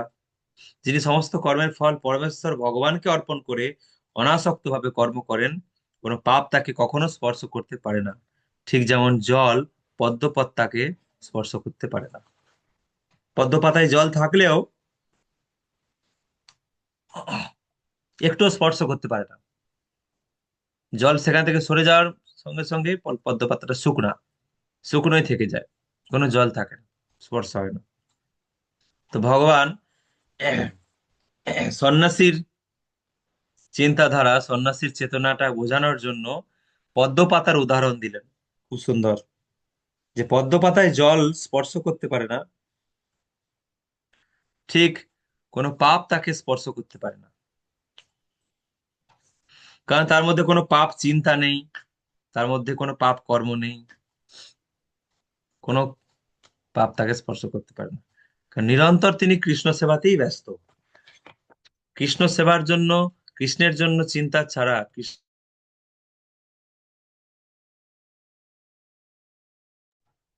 কৃষ্ণের জন্য প্ল্যান পরিকল্পনা ছাড়া তার মধ্যে আর কোনো প্ল্যান পরিকল্পনাই নেই। তো সংসার কি করে চলবে স্যার? সংসার কি করে চলবে? আমাদের এটা মনে হতে পারে। ওটাই হচ্ছে রহস্য, ওটাই রহস্য যে সংসার কি করে চলবে। শুধু যদি কৃষ্ণের চিন্তায় করতে লাগলাম, কৃষ্ণের জন্য প্রচারের প্ল্যান পরিকল্পনা করতে লাগলাম, তাহলে সংসার চলবে কি করে? সংসারটা সে কেবল নামে করছে, নামে মাত্র করতে হয়, সেই জন্য সে করছে, কিন্তু সম্পূর্ণ সে গুরুত্ব দিয়েই সংসার করছে, সচেতনতার সঙ্গে সে সংসার করছে, কিন্তু মনটা সবসময় কৃষ্ণের জন্য ব্যস্ত। কিরকম স্তর এটা? সে গোপীদের মতো কৃষ্ণের বাঁশিটা বাজার সঙ্গে সঙ্গে সারাদিন কৃষ্ণের চিন্তায় ছিল যে কখন কৃষ্ণ বাঁশিটা বাজাবে, সারাদিন চিন্তায় যে কখন কৃষ্ণের কাছে যাব, গিয়ে তার সেবা করব। এই চিন্তায় ব্যস্ত তারা, ওইটুকুর জন্য সারাদিন চিন্তা করছে, আর সেই চিন্তায় বাড়ির সব কাজ করেও যাচ্ছে। গোপীদের সবার তো স্বামী ছিল,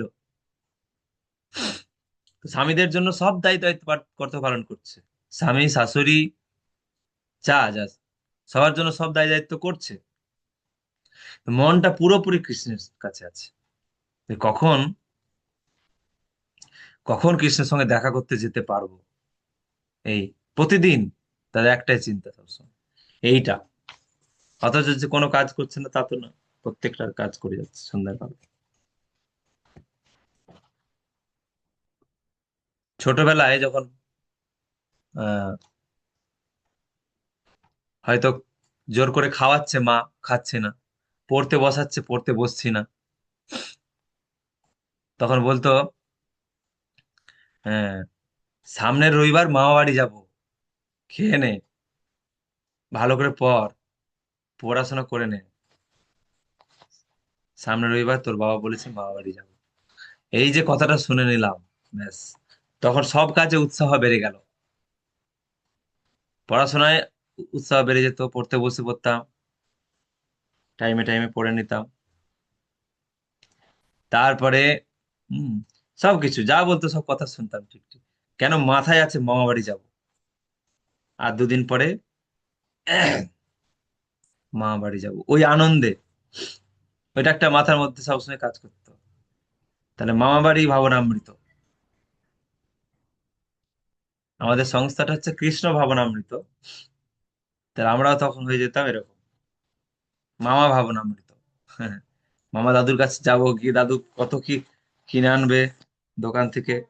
হ্যাঁ, এই চিন্তা চলতো, কি কি আনন্দ করেছি সেই আনন্দগুলো গিয়ে আবার করব, এই চিন্তা হতো তখন। আর সেই আনন্দেই সব কাজ করে নিতাম নিখুঁত ভাবে। তো বাবা মা বলতো হ্যাঁ এখন তো করবেই, মামা ঘর যাবো না, সেই জন্য সব কাজ, সব পড়াশোনা করছে, সবকিছু করছে, আবার যেই সেখান থেকে চলে আসবো আবার সেই আগের মতো। তো সেরকম এটা যদি কৃষ্ণের জন্য হতে পারতাম, তাহলে জীবন সার্থক হয়ে যেত। হম, তো এই হলো বিষয়। যেদিন ঘরে পিঠা হতো, পিঠা, শীতকাল, শীতকাল আসছে তাই পিঠার কথা মনে পড়ছে। যেদিন ঘরে পিঠা হতো, মায়েরা উনান সালে পিঠা করছে, মা, জেঠিমা, ঠাকুমা সবাই, আর এখানে আহ, উম, সন্ধ্যাবেলায় পড়তে বসেছি,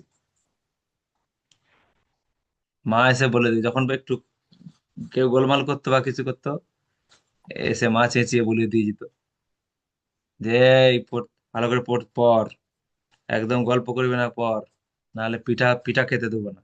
হুম। তো সেই পিঠার আনন্দে হ্যাঁ গল্প বন্ধ করে সবাই পড়ে নিতাম, একদম চিৎকার করে করে রিডিং করতাম, মন্ত্র মন্ত্র পড়ার মতো সবাই একসঙ্গে। মনে পড়ছে একসঙ্গে সবাই পড়তে বসতাম, আর চিৎকার করে করে সবাই রিডিং পড়ছে একসাথে, কি আনন্দে না। আর 2 ঘন্টা পরেই সবাই একসাথে পিঠা খেতে বসবো। তো এইগুলো মনে পড়ছে যে সত্যি কি কিরকম জিনিসগুলো হয়, উৎসাহটা কোথা থেকে আসছে।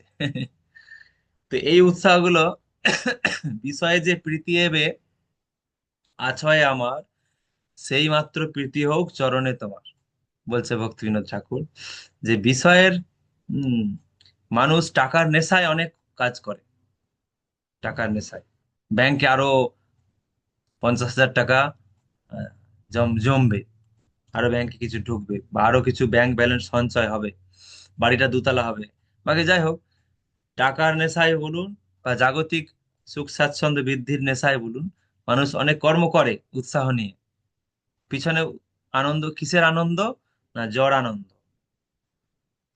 তো সেইভাবে গোপীরা তারা, তাদেরও উৎসাহ ছিল আরো বেশি মাত্রায়, কি না ভগবানের সঙ্গে গিয়ে তারা এক্ষুনি আনন্দ করবে, ভগবানের সঙ্গে গিয়ে তারা নৃত্য করবে, রাস নৃত্য। তো কি আনন্দ, তো সেই আনন্দে তারা সব কাজ করতো। তো এটাই হচ্ছে কৃষ্ণ ভাবনামৃত বিষয়টা। সন্ন্যাসী যারা বা যারা সম্পূর্ণ সেই স্তরে অনন্য স্তরে চলে গেছেন, নিষ্কাম কর্মযোগের স্তরে চলে গেছেন, তাদের প্রত্যেকটা কর্ম করার পিছনে আহ, তাদের মনের মধ্যে সেই কৃষ্ণের ভাব রয়েছে, যে কৃষ্ণ খুশি হচ্ছেন। কৃষ্ণের প্রতি সেই ভালোবাসা, সেই জিনিসটা যখন আমাদের চলে আসবে, বিষয়ে যে প্রীতি এবে আছে আমার, সেই মাত্র প্রীতি হোক চরণে তোমার। অর্থাৎ স্বাভাবিক ভালোবাসা ভগবানের প্রতি, স্বাভাবিক প্রীতি, এইটা যখন চলে আসবে তখন এই যে এগুলো বলা হলো, এগুলো তার, এগুলো তখন তার কাছে সে আয়ত্ত করে ফেলবে।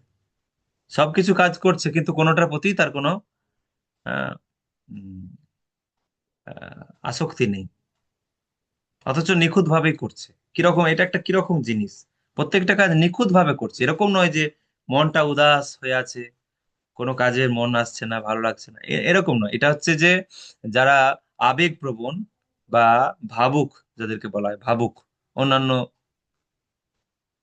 প্রভুপাদ একমাত্র এই জিনিসগুলোকে বাস্তবতার সঙ্গে তিনি শিক্ষা দিয়েছেন, যে কৃষ্ণ ভক্তি মানে ভাবুক নয়, ভাবুকের উদাসীনতা নয়।